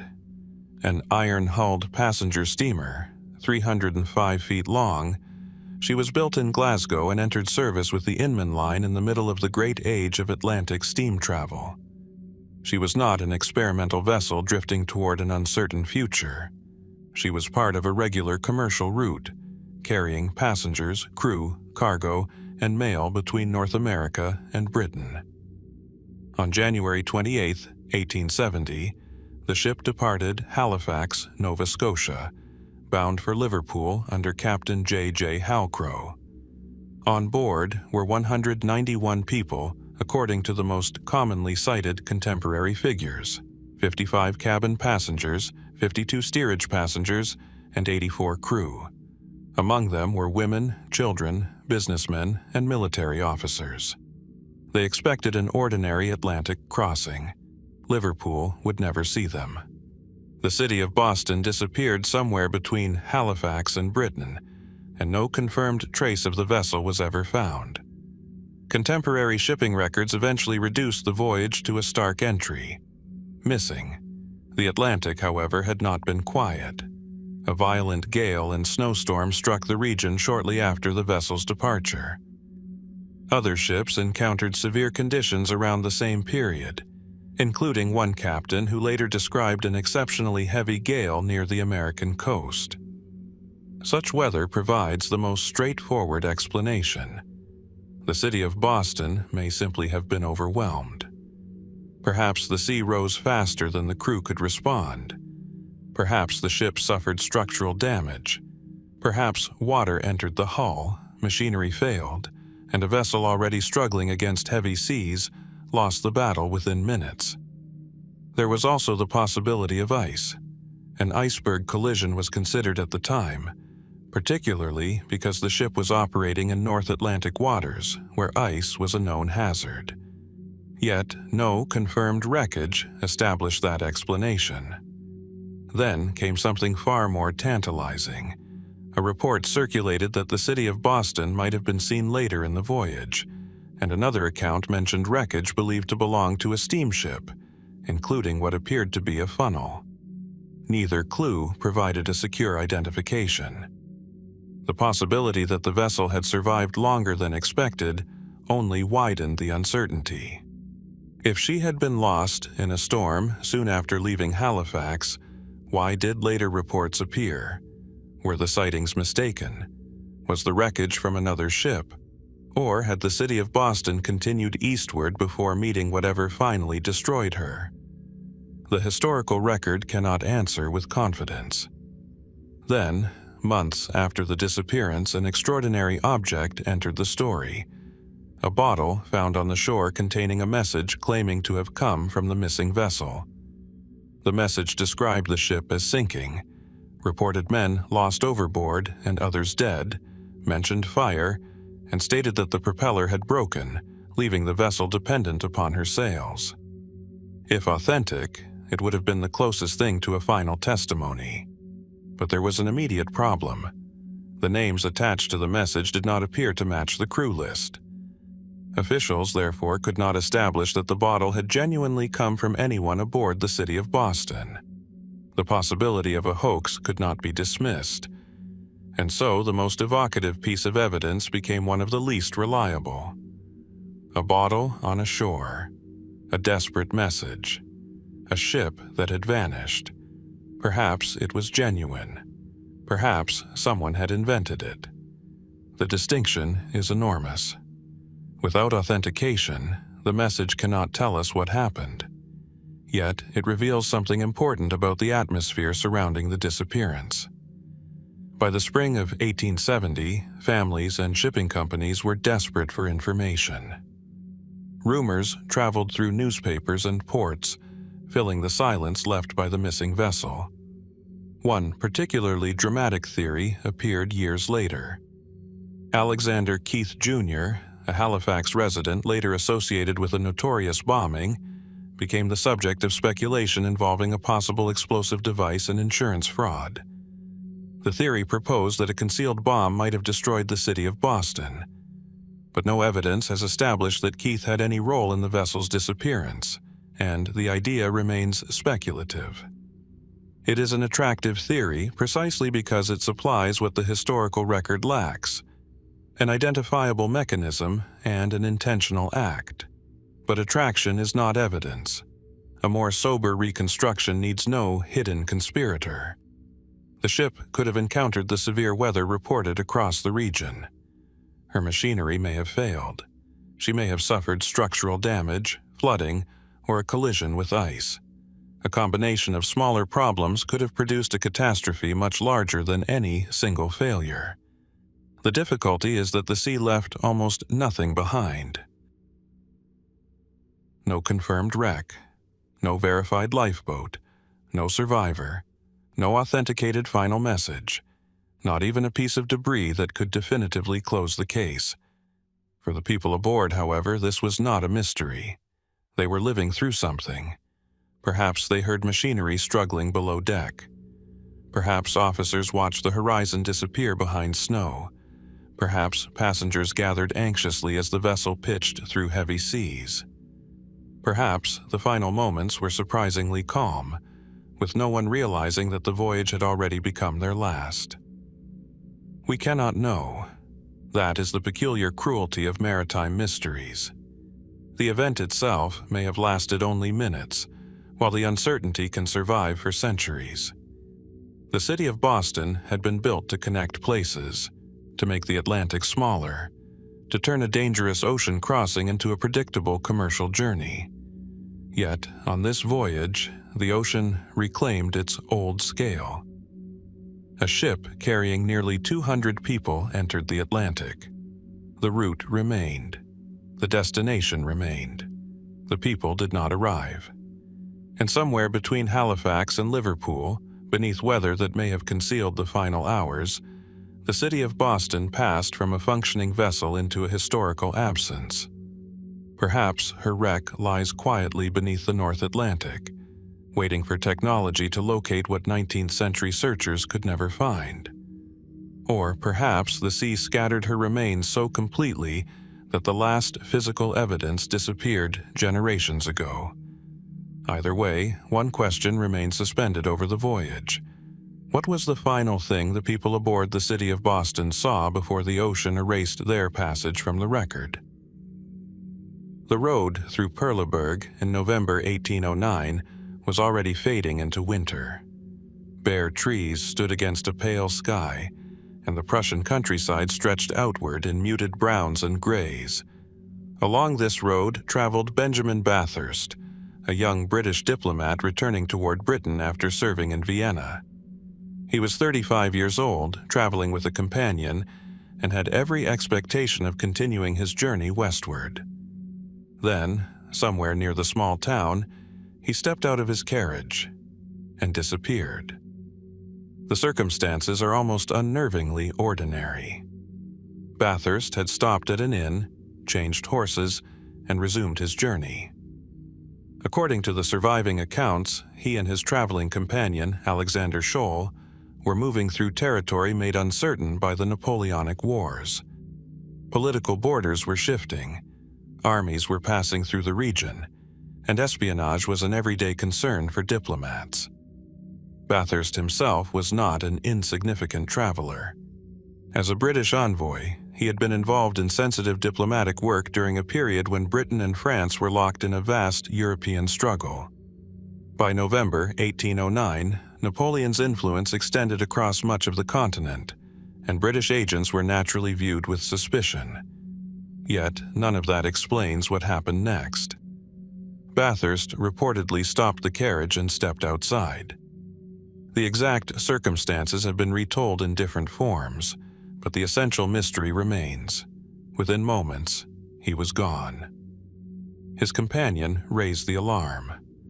The surrounding area was searched.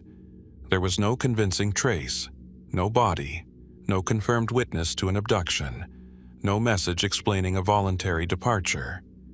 For a man traveling on a public road, his disappearance was extraordinarily complete. The first explanations were practical. Perhaps Bathurst had been attacked.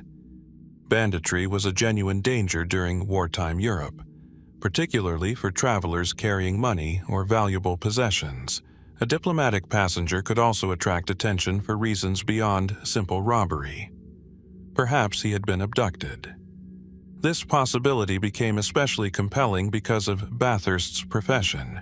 If French agents had suspected him of espionage, they might have had a reason to seize him. The Napoleonic period was filled with arrests, secret police operations, political intrigue, and prisoners who vanished into military custody.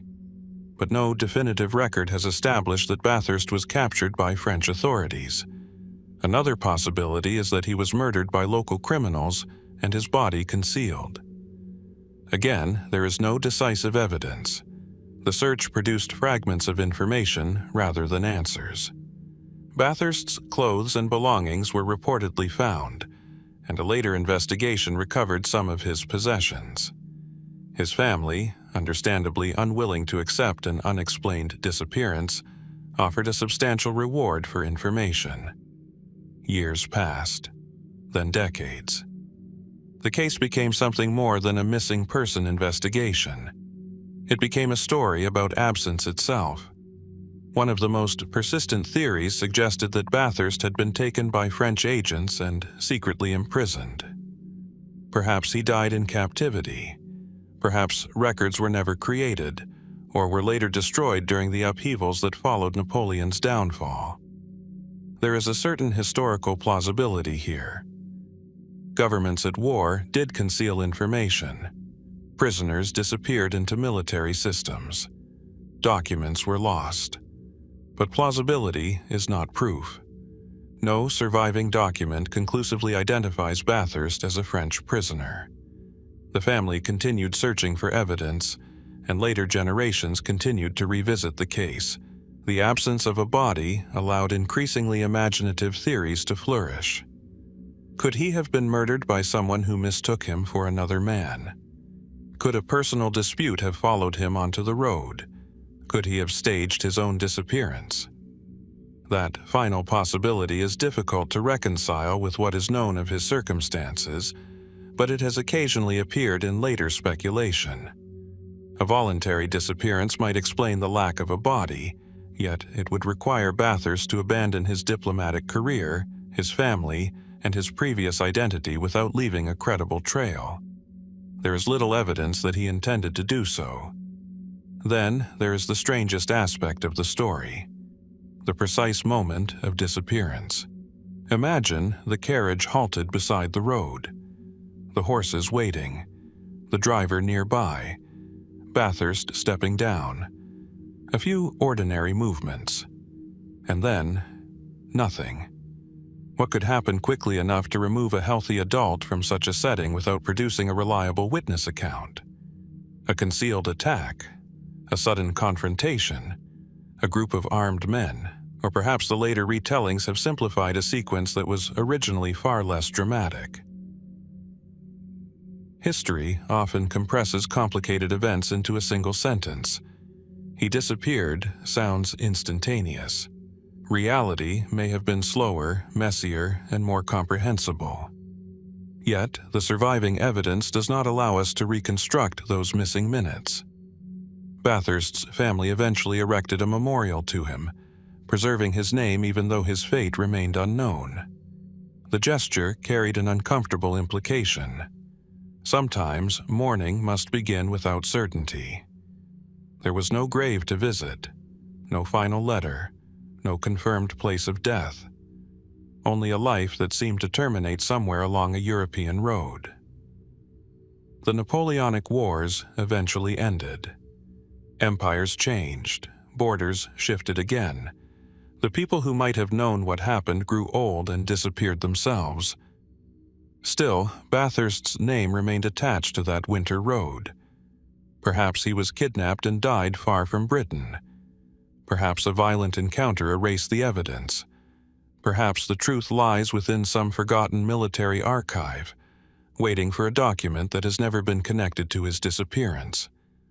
Or perhaps the simplest explanation is buried beneath the layers of retelling, distorted by 2 centuries of uncertainty.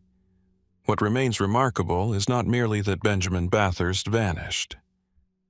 It is that a diplomat traveling through a continent crowded with armies, spies, prisoners, and political suspicion could disappear so completely that even modern history cannot confidently reconstruct his final hours.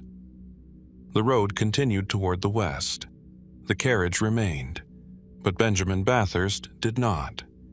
And somewhere between what the surviving records tell us and what they cannot, there is still a missing moment, one that no historian has yet been able to recover.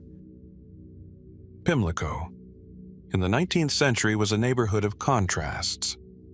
Close enough to the political heart of London to feel the presence of Parliament and the great institutions of government, yet filled with quieter streets, lodging houses, respectable terraces, servants, tradesmen, and the anonymous movement of ordinary lives.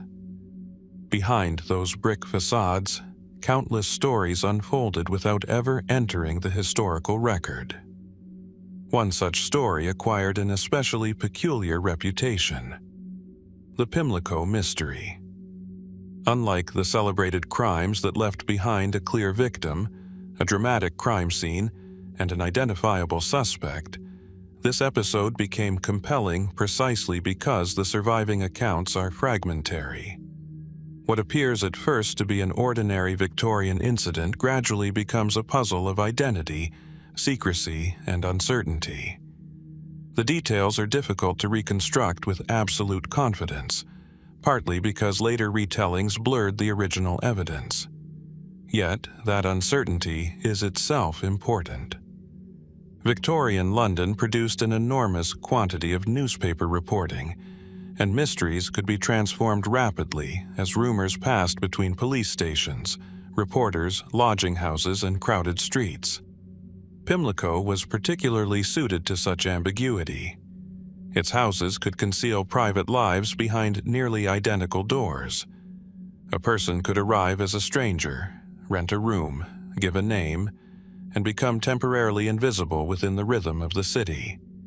That anonymity would become central to the mystery. At the heart of the story was an unsettling question: who, exactly, was the person involved? Victorian investigators frequently faced cases in which identity was established through names, letters, clothing, acquaintances, and personal testimony. There were no databases capable of instantly connecting an unknown individual with records scattered across the country. A false name could therefore create a remarkable barrier between a person and their past. Someone might simply disappear into London, or someone might appear there under an identity that did not belong to them. The most conventional interpretation of the Pimlico affair rests upon the social realities of the period. London was filled with transient workers, migrants from other parts of Britain, soldiers, sailors, servants, criminals, and people attempting to escape difficult circumstances. Not every disappearance indicated murder. Not every unexplained identity concealed a conspiracy. A person could leave voluntarily. A debt could drive someone into hiding. A troubled marriage could produce an abrupt departure. A secret relationship could require an entirely new arrangement of life. And sometimes, a disappearance was simply the consequence of a city so enormous that a single person could vanish within it almost effortlessly. But the mystery gained its enduring character from details that seemed harder to explain. Questions arose about movements, names, and the possibility that information had deliberately been withheld. If someone was using an assumed identity, why? If another person knew the truth, why remain silent? And if the authorities suspected deception, how much could they actually prove? These were not merely criminal questions. They were questions about Victorian society itself. Respectability mattered enormously. Reputation could determine employment, marriage prospects, social standing, and even whether a person's testimony was believed. A secret could therefore be worth protecting even when no obvious crime had been committed. That creates an uncomfortable possibility. Perhaps the mystery was not built around a single violent act at all. Perhaps it grew from several ordinary secrets intersecting at precisely the wrong moment. A concealed relationship, a borrowed name, a missing letter, a frightened witness, a person who knew something but had every reason not to speak. Such circumstances could generate an atmosphere of suspicion without necessarily producing a single, coherent explanation. Later, interpretations inevitably became more dramatic. Some versions of the story suggested deliberate concealment. Others encouraged darker possibilities, including murder or the involvement of people whose identities were never established. Such theories are difficult to verify, and the surviving evidence does not justify treating them as settled fact. Yet, neither should they simply be dismissed because they sound improbable. The proper historical question is narrower. What can actually be demonstrated? That distinction separates investigation from folklore. A Victorian newspaper might describe an extraordinary clue, only for another report to contradict it days later. A witness could remember events differently after repeated questioning. A rumor could acquire the appearance of fact merely because several newspapers repeated the same wording. And once a mystery enters public imagination, every missing detail becomes an invitation. The Pimlico streets themselves offer a fitting image. Rows of houses, curtained windows, gaslight touching wet pavement, footsteps disappearing around a corner. A city where thousands of people could pass one another without ever knowing their names. Perhaps that was the real power of the mystery. Not that something supernatural occurred, but that the ordinary machinery of Victorian life was capable of producing an almost supernatural degree of uncertainty. Someone could possess a secret and carry it across London. Someone could leave a room and never be seen there again. Someone could tell a false story so convincingly that, after enough years, the truth became almost impossible to separate from the invention. And that leaves the Pimlico mystery in an unusual historical space. It resists the clean architecture of a solved case. There is no final revelation powerful enough to arrange every surviving fragment into perfect order. Instead, there are traces, names that may or may not belong to the right people. Accounts that conflict. Possibilities that remain suspended between plausibility and speculation. Perhaps somewhere in an overlooked document, an old police report, or a private letter lies the missing piece that would make the entire affair intelligible. Or perhaps the crucial evidence vanished with the people who carried the secret. Victorian London was a city that recorded almost everything, and yet somehow managed to lose countless lives between the lines. The Pimlico mystery may be one of those stories, not a locked room waiting for a theatrical solution, but a narrow opening into a past where identity itself could become uncertain. And behind that uncertainty remains one quiet question. Was the truth deliberately concealed, or did time simply erase the evidence before anyone understood what they were looking at? The Seine at night has always possessed a peculiar intimacy. Along its dark surface, the lights of Paris tremble in broken reflections. Barges pass beneath bridges, and the river carries away whatever the city no longer wants to see. In the late 19th century, somewhere along those banks, a young woman was pulled from the water. She had no obvious identification. No one seemed to know her name, and yet her face would become one of the most reproduced faces in modern history. The story of the so-called mysterious woman of the Seine begins not with a crime scene, but with an absence. A dead woman whose identity could not be established. According to the enduring account, her body was recovered from the Seine during the 1880s. There were no clear signs of violent injury, and the circumstances surrounding her death offered investigators little with which to construct a reliable biography. She was young, apparently healthy, and remarkably peaceful in appearance. That final detail became important.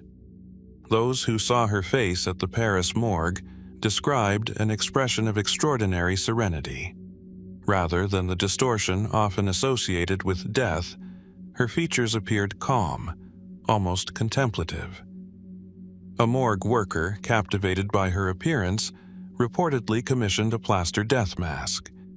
And so the unidentified woman acquired a face that could outlive her. The mask was reproduced and displayed, eventually becoming familiar among artists, collectors, and intellectuals. Her identity remained unknown, but her image traveled. There is something deeply paradoxical about that. A woman whose name had disappeared became recognizable to thousands of people. A person without a biography acquired an almost mythological presence. But how much of the original story can actually be established? That question becomes increasingly difficult as the years pass. The earliest accounts are fragmentary, and later retellings added details that may have become distorted through repetition. The exact circumstances of the woman's discovery, her age, and even the certainty surrounding the famous mask have all been questioned by historians. One possibility is simple. She may have been a suicide victim. The Seine was tragically associated with suicide during this period, and unidentified bodies were not uncommon in a city where people could arrive from distant places without leaving substantial records. If the woman had deliberately entered the river, her lack of identification would not have been extraordinary. Another possibility is accidental death. Paris was a crowded city, and the river was dangerous. A fall, an accident near the water, or an event occurring during the night could have produced much the same result. Murder cannot simply be ruled out, but neither is there strong surviving evidence that establishes it. The mystery therefore rests less upon a known crime than upon the question of identity. Who was she? Where had she come from? Did someone wait for her to return? Did a family search for her without ever learning what had happened? Did she have letters hidden somewhere, a photograph in another person's drawer, or a name recorded in a document that was never connected with the body beside the Seine? The anonymity is what transformed the woman into something larger than an unidentified corpse. Paris was full of people whose lives intersected briefly and then separated forever. A seamstress could pass a wealthy family in the street. A foreign traveler could rent a room under a name no official ever verified. A young woman could leave home, change her circumstances, and become almost impossible to trace. The city provided anonymity on a remarkable scale, and the mask gave that anonymity a face. By the early 20th century, the woman's likeness had become an object of fascination.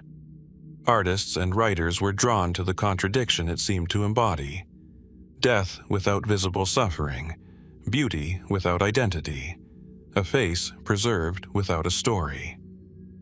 Eventually, the mask acquired an unexpected afterlife. Its serene expression became associated with the Resolven training mannequin used in modern CPR education. The famous face was adapted into a practical teaching figure, meaning that an unidentified woman from 19th century Paris may have indirectly become one of the most widely encountered faces in emergency medical training. Yet, even this connection rests upon a complicated chain of history and later interpretation. The original woman remains unnamed. Some later writers have proposed identities for her. Others have questioned whether the woman represented by the famous mask was truly the same person described in the earliest accounts. more skeptical interpretations suggest that the story grew through artistic and commercial fascination, rather than through a completely documented forensic record. There are even darker possibilities. Perhaps the woman was deliberately killed and her identity concealed. Perhaps someone knew exactly who she was, but chose silence. Or perhaps nothing sinister was ever involved, and the mystery exists simply because 19th century Paris lacked the means to connect an unidentified body with the life that preceded it. That last possibility may be the most haunting, because history is full of people whose names survived, whose graves were marked, whose photographs were preserved. And then there are people who leave behind only a face. The Seine continued carrying water beneath the bridges long after the woman was removed from it. Generations changed. Paris transformed. The streets around the river became brighter, louder, and more densely inhabited. Her identity did not return with them. Somewhere, perhaps, there was once a mother who recognized the face, a sister, a lover, a friend. Or perhaps no one recognized her at all. The mask tells us what she looked like. It tells us almost nothing about who she was. And that distinction is what keeps the woman of the Seine suspended between historical fact and enduring legend. A face preserved with extraordinary clarity, while the life behind it has almost completely disappeared. Perhaps her name still exists in an overlooked archive, waiting for someone to notice the connection. Or perhaps the river took the last evidence with it, leaving only that calm expression behind. A face can survive for generations. A name can vanish in a single night. The Suffolk countryside can seem almost too peaceful to imagine as the setting for one of Britain's most notorious murders. Flat fields stretch beneath an enormous sky, lanes disappear between hedges, and old farm buildings sit quietly among the landscape. Yet, near the village of Polstead stood a structure that would become inseparable from a crime whose details were repeated for generations. It was known simply as the Red Barn. On the night of February 18, 1827, Maria Martin disappeared. She was 24 years old, the daughter of a mole catcher, and she had become involved with William Corder, a farmer's son from the area. Their relationship was troubled and secretive, complicated by fears of scandal and the possibility of an illegitimate child. Corder eventually proposed that they leave Suffolk together. The plan was supposedly simple. They would meet at the Red Barn before traveling to the coast. Maria was never seen alive again. At first, her disappearance did not immediately become a murder investigation. Corder claimed that she had gone to London, sending letters that appeared to suggest she was still alive. For months, this explanation survived. Then, Maria's stepmother began reporting disturbing dreams. She claimed to have dreamed that Maria had been murdered and buried beneath the floor of the Red Barn. Today, such dreams might be treated as coincidence, grief, or retrospective interpretation. But in 19th century Britain, dreams could carry an extraordinary emotional authority. The story spread quickly. The barn was searched. Human remains were discovered beneath the floor. Maria Martin's disappearance became a murder, and William Corder became the principal suspect. The discovery transformed the case almost overnight. What had been an uncertain absence now had a body, a location, and a man connected to both. Yet the deeper questions were more complicated. What had happened inside the barn? Why had Maria agreed to meet Corder there? And why had he spent so much effort creating the appearance that she was still alive? Corder had written letters in Maria's name, or at least letters that claimed to come from her. He had also left Suffolk and eventually settled in London, where he married Mary Moore and established a new life. The contrast was striking. While Maria's family searched for answers, Corder was attempting to construct another identity for himself. When suspicion finally reached him, he was arrested. The subsequent trial attracted enormous public attention. Newspapers reported the case with fascination, while crowds gathered around the courthouse. The murder became more than a local tragedy. It became a national sensation. Corder was convicted and sentenced to death, but the trial did not resolve every uncertainty. The precise sequence of events inside the Red Barn remained difficult to reconstruct. Accounts differed over how Maria had been killed and who had been present. Later, retelling sometimes transformed the case into a perfectly arranged narrative, but real evidence is rarely so tidy. Corder maintained that the killing had not occurred exactly as the prosecution suggested. He offered different explanations during the investigation and trial, some of which attempted to reduce his responsibility. Yet, the discovery of Maria's remains beneath the barn made the central facts difficult to escape. She had gone there. She had not left alive. Corder had lied about her whereabouts, and he had attempted to conceal what had happened. Still, the case became fertile ground for speculation. Could Maria have known she was in danger? Was Corder motivated primarily by fear of scandal, financial pressure, jealousy, or the desire to escape the consequences of their relationship? Some later interpretations portrayed Maria as entirely trusting, and Corder as a calculating murderer. Others have emphasized the complicated social conditions surrounding the pair. Maria lived within a world where pregnancy outside marriage could carry severe consequences, particularly for a woman without wealth or social protection. Corder, meanwhile, faced the consequences of a relationship that threatened his own standing. None of this excuses murder, but it helps explain why their relationship could become so desperate. The Red Barn itself acquired an almost symbolic importance. It was no longer simply an agricultural building. It became the physical center of the mystery, a place where ordinary rural life and concealed violence seemed to occupy the same few square yards. Thousands of people eventually visited the site. Relics associated with the murder were displayed. The story entered popular culture. Maria's name became famous, although the details of her actual life were gradually overshadowed by the mythology surrounding her death. Even Corder's execution became part of the spectacle. His body was subjected to post-mortem examination, and his skin was reportedly used to produce a bound book recounting the crime and trial. Such practices were not entirely unusual in the period, but in this case they added another disturbing layer to an already sensational story.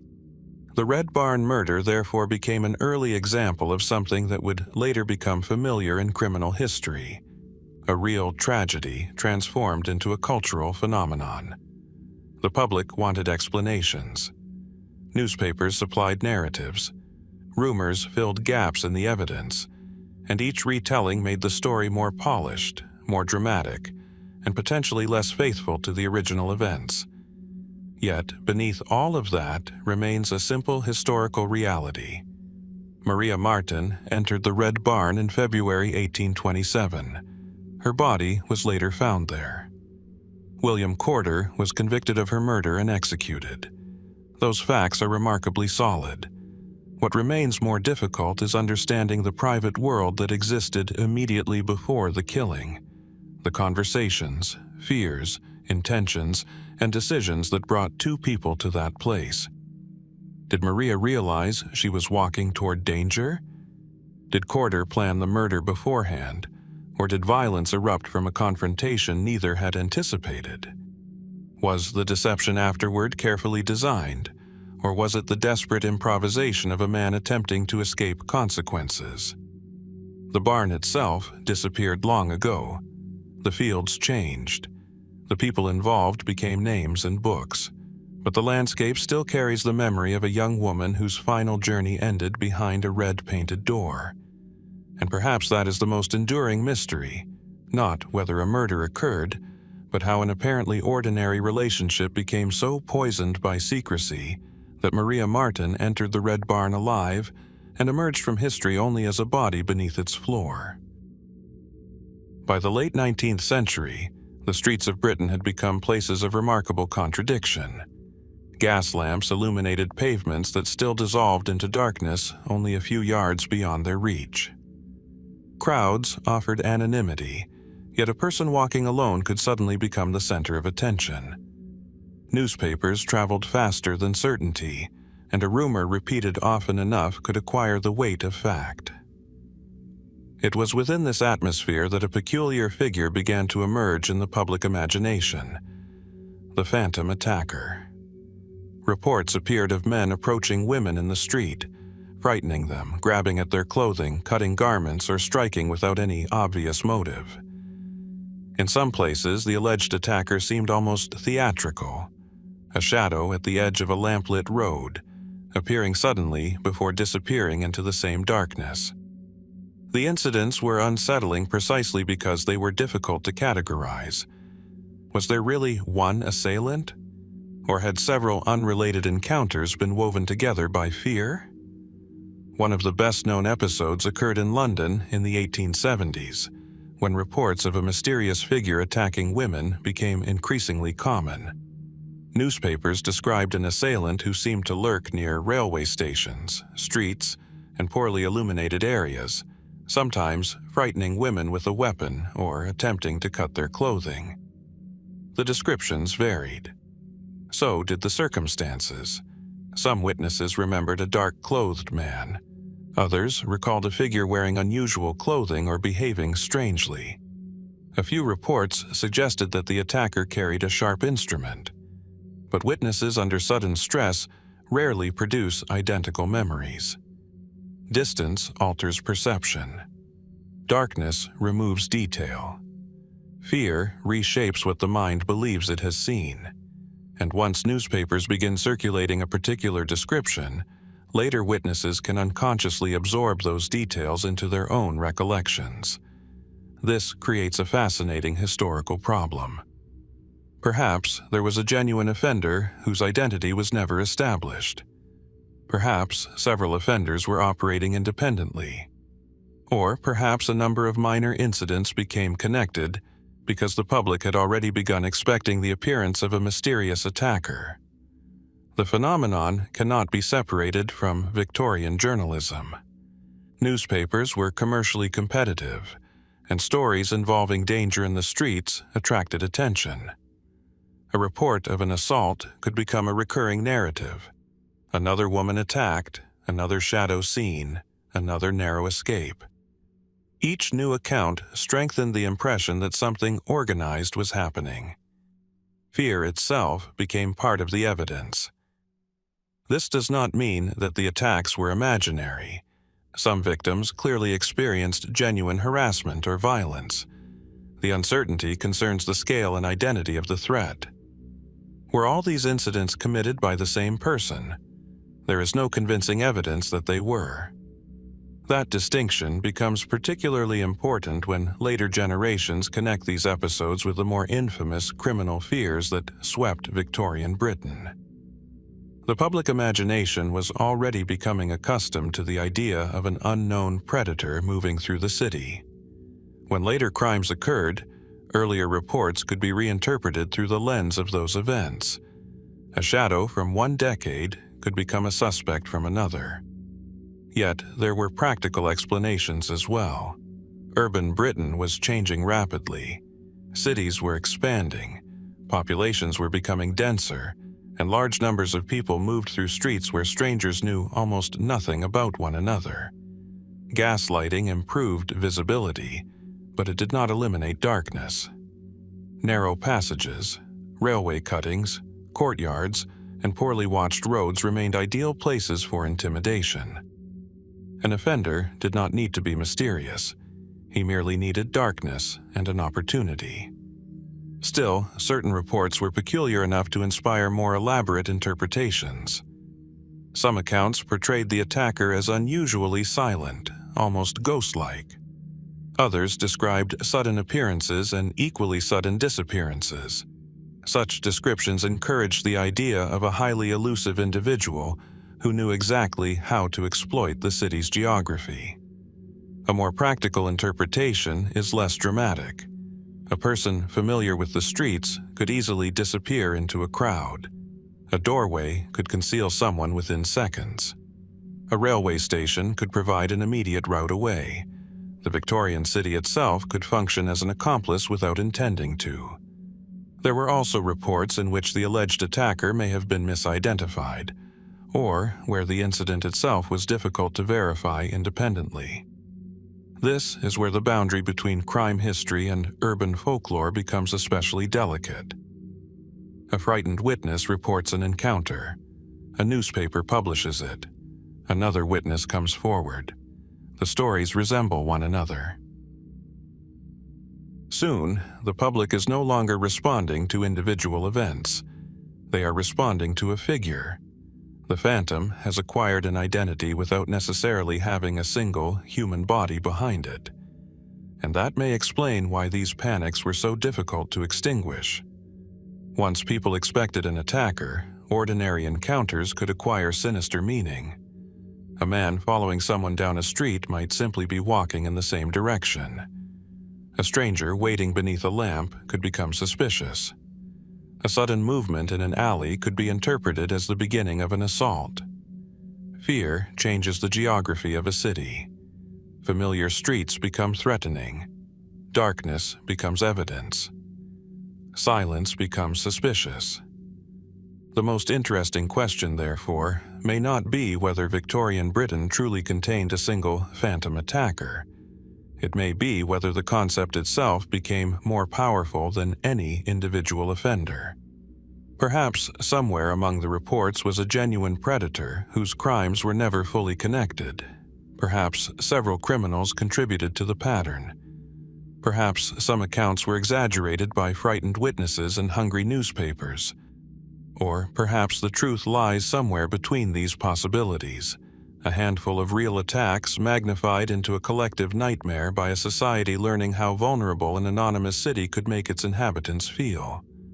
The streets eventually became brighter. Police methods improved. New forms of communication transformed the spread of information. Yet the basic human problem remained unchanged.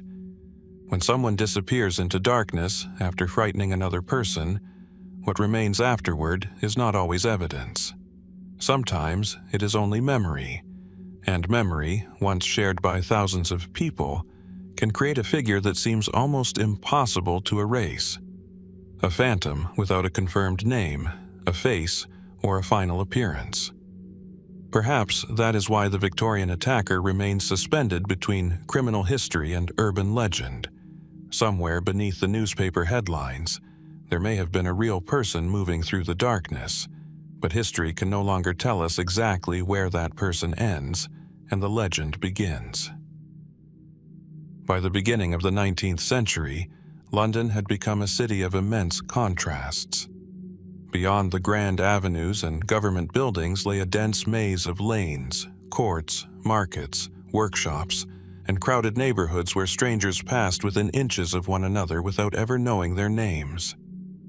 At night, gaslight broke the darkness into small islands of visibility, leaving everything beyond them uncertain. Then people began talking about a creature. Not a murderer with a known face, not a criminal with a name, a monster. The earliest reports associated with the so-called London Monster date to the late 1780s and early 1790s, when women in London began reporting encounters with a mysterious man who allegedly approached them in the street and attacked their clothing with a sharp instrument. The accounts varied, but a disturbing pattern emerged. A woman would be walking alone. A stranger would appear. There might be a sudden remark, a movement, perhaps a flash of something sharp, and then the attacker would flee. In some reports, the injuries were minor. In others, women claimed that their clothing had been cut or their bodies wounded. The precise number of incidents is difficult to establish because newspaper accounts, police reports, private testimony, and later retellings do not always agree. Yet the fear was unmistakable. London had acquired an invisible predator. The figure was said to possess an unusual appearance. Some descriptions mentioned a tall man dressed in dark clothing. Others referred to distinctive clothing or accessories. There were even claims that he wore some form of disguise. But how reliable were these descriptions? A frightened person confronted unexpectedly in a darkened street might remember the attack vividly, while remembering the attacker imperfectly. Once newspapers began printing descriptions, later witnesses could also have been influenced by what they had read. That creates an intriguing possibility. Perhaps there was one offender whose appearance had been distorted by repeated retelling. Perhaps several unrelated criminals were responsible. Or perhaps some incidents were genuine assaults that became connected because London desperately wanted them to belong to a single story. The press played a crucial role. 18th-century London newspapers could turn an obscure criminal incident into a public sensation. Reports of the alleged attacks appeared repeatedly, and the London monster quickly became a recognizable figure. His supposed habits, appearance, and methods became subjects of public discussion. Fear acquired a vocabulary. Women were warned to remain vigilant. Men began accompanying female relatives through the streets. And ordinary encounters could suddenly seem threatening. The psychological effect was considerable because the alleged offender appeared almost impossible to anticipate. He did not seem motivated by robbery. He did not necessarily seek prolonged violence. Instead, the attacks appeared bizarrely focused on women's clothing and physical appearance. Why would someone do this? Some contemporary explanations imagined sexual motives. Others suggested mental disturbance, exhibitionism, or a desire to terrify. But assigning a single motive is difficult when the historical evidence itself is inconsistent. There was another complication. The London monster was not merely a criminal suspect. He became a cultural character. Once newspapers had created the image, stories about him could circulate independently of the original events. Rumor fed rumor. A man behaving strangely in the street could be suspected. An unfamiliar face could become threatening simply because it resembled the description printed in the press. London's enormous population made verification difficult. A city of hundreds of thousands offered endless opportunities for anonymity. Someone could commit an assault and disappear into a crowd. Someone could falsely accuse another person. A newspaper could report an unverified story, and by the following morning, thousands of readers could believe that a dangerous stranger was roaming their streets. Then, remarkably, the panic reached a point where authorities began taking extraordinary measures. Rewards were offered for information. Suspects were examined. Women became increasingly cautious about traveling alone. The possibility of arrest depended heavily upon recognition, and recognition depended upon descriptions that were often vague or contradictory. Eventually, a man named Rinwick Williams became associated with the case. Williams was arrested and accused of being the London monster. His trial attracted enormous attention. Yet the evidence against him was deeply contested, and his conviction did not survive scrutiny in the way the public might have expected from such a notorious case. His story illustrates something fundamental about historical panic. Once a society becomes convinced that a particular figure exists, it begins searching for a human body to place inside the silhouette. Williams may have been guilty of some offenses. He may have been innocent of the broader series attributed to the London monster. Or he may have simply become the most convenient person upon whom an already established public fear could settle. The difficulty is that the surviving evidence does not allow us to reconstruct every alleged attack with confidence. Some incidents were probably real. Some may have been misunderstood. Some could have been embellished. And some may have been invented. That uncertainty does not make the panic meaningless. Quite the opposite. The London monster reveals how quickly fear can become a social phenomenon. The alleged attacker did not need to appear on every street. People only needed to believe that he might. A dark corner became significant. A stranger became suspicious. A woman's torn dress became evidence of something larger. London itself began to feel different. Not because every street had changed, but because the people walking through those streets had changed the way they interpreted what they saw. There is something almost modern about this. A rumor spreads. Descriptions become familiar. People begin sharing warnings. Every new incident is interpreted through the existing narrative. Eventually, the story develops a momentum of its own, and perhaps that is the most intriguing aspect of the London monster. The historical question is not simply whether one extraordinary criminal really stalked the streets. It is whether the monster existed as a single individual at all. Maybe there was a genuine offender hidden somewhere beneath the accumulated reports. Maybe several ordinary crimes merged into one frightening legend. Or perhaps the most powerful creature was created collectively, in newspapers, conversations, frightened memories, and the human tendency to give an invisible danger a face. The streets eventually quieted. The headlines faded. London continued expanding around the places where the alleged attacks had occurred. But the monster left behind something more durable than a confirmed identity. The unsettling reminder that sometimes a city can become frightened not by what it knows, but by what it cannot quite prove. The storm had passed over Peasenhall, leaving the Suffolk village wrapped in the damp stillness that follows violent weather. Water clung to the lanes. The fields were dark beneath a washed-out sky. And at Providence House, an ordinary household had become the scene of something that would trouble the village for generations. On the morning of June 1st, 1902, Rose Harsent was found dead at the bottom of the staircase leading toward the servants' quarters. She was 23 years old.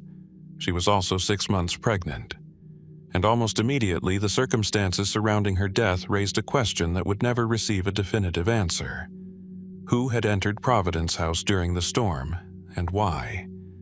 Rose worked as a domestic servant for William and Georgiana Crisp. She was known locally as a religious young woman and attended a primitive Methodist chapel at nearby Sibton, where she became acquainted with William Gardner, a respected local figure, married, with children, and involved in the chapel as a choir master and Sunday school superintendent. Their association had already attracted gossip. More than a year before the murder, people had questioned the nature of their relationship. An inquiry was held within the Methodist community, but nothing conclusive was established. Gardner denied improper conduct, and the matter appeared to recede. Then Rose became pregnant. That fact gave the old rumors a new and darker significance. On the night of May 31st, during a severe storm, Rose was apparently inside Providence House.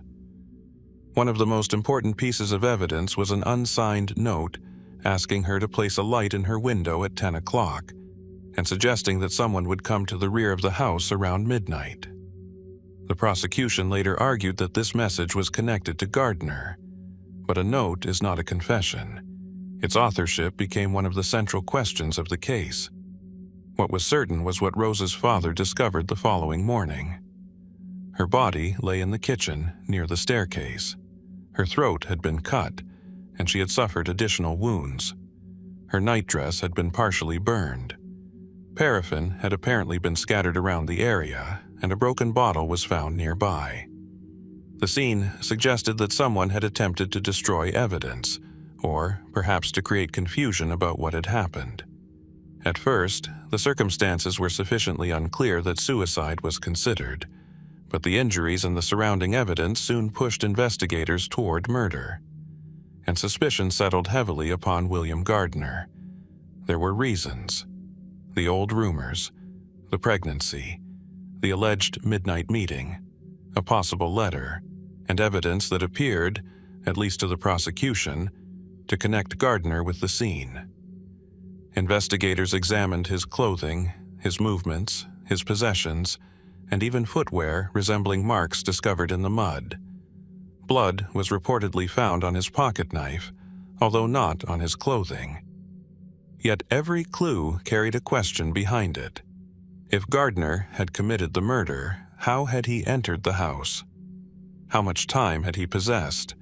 Why would a respected married man risk everything in such a conspicuous way?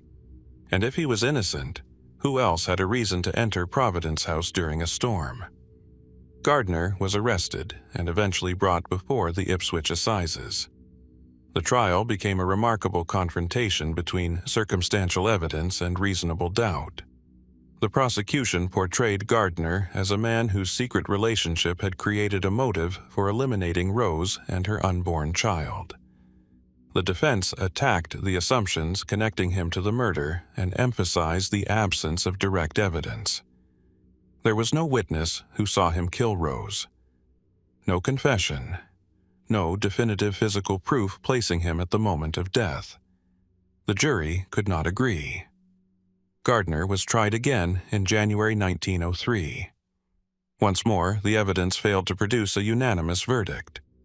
The second jury also disagreed, and the prosecution ultimately did not secure a conviction.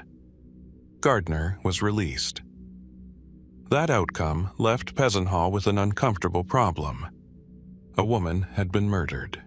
A man had stood trial twice, and still, legally, the murderer remained unknown. Gardner remains the most prominent suspect in historical accounts, but suspicion is not the same as proof. Later writers have considered other possibilities, including men who had connections with Rose or reasons to resent her. Some theories focus upon the possibility that the murderer was someone entirely outside the narrow circle surrounding Gardner. Yet, the further we move from the night itself, the more difficult certainty becomes. The storm is an important detail. Thunder and heavy rain could have concealed footsteps, voices, and movements. A scream might have been mistaken for something else. Indeed, Mrs. Crisp reportedly heard sounds during the night but did not investigate, partly because of the storm. Weather, in this case, was more than atmosphere. It may have been part of the mystery. Imagine Providence House after midnight. The village largely silent, rain striking the windows, a lamp burning somewhere inside. Rose waiting, or perhaps not waiting, for someone who had promised to come.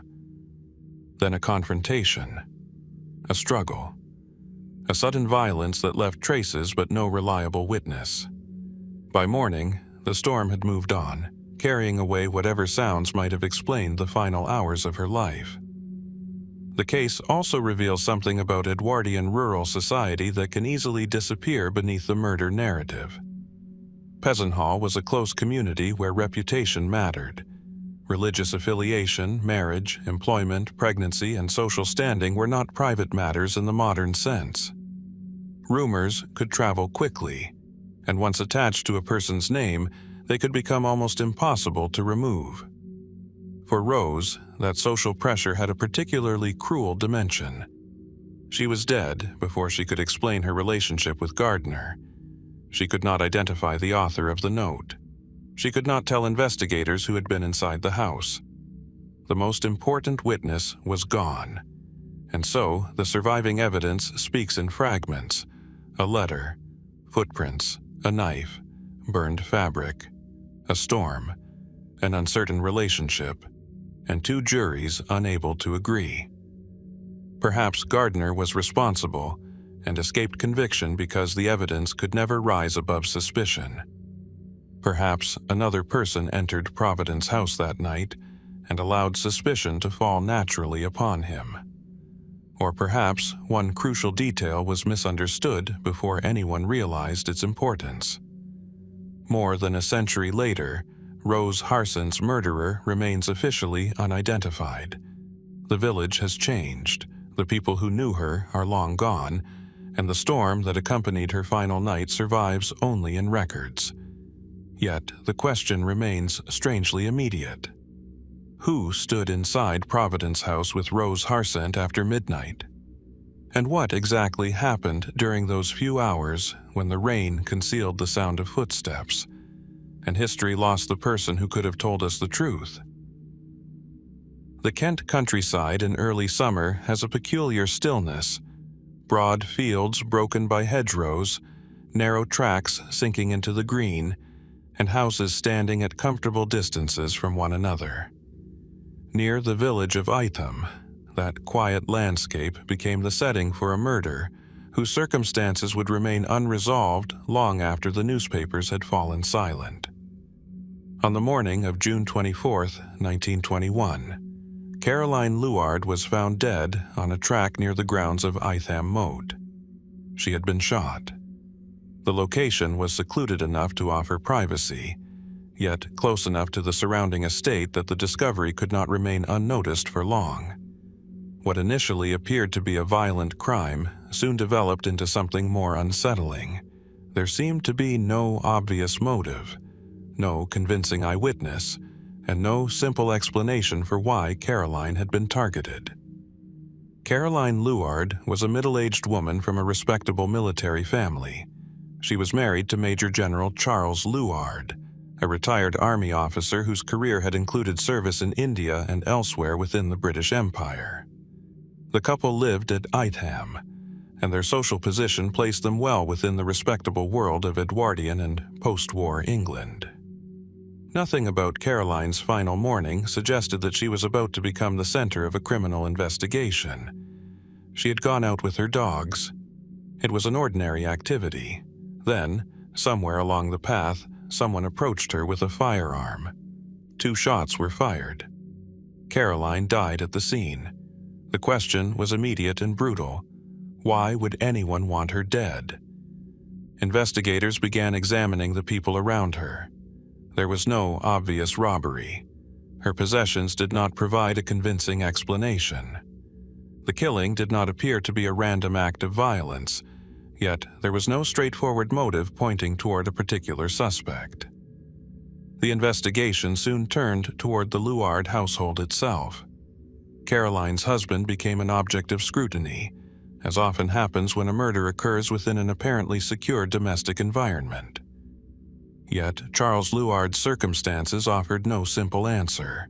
He had been away when Caroline was killed, and the evidence did not establish that he had arranged the crime.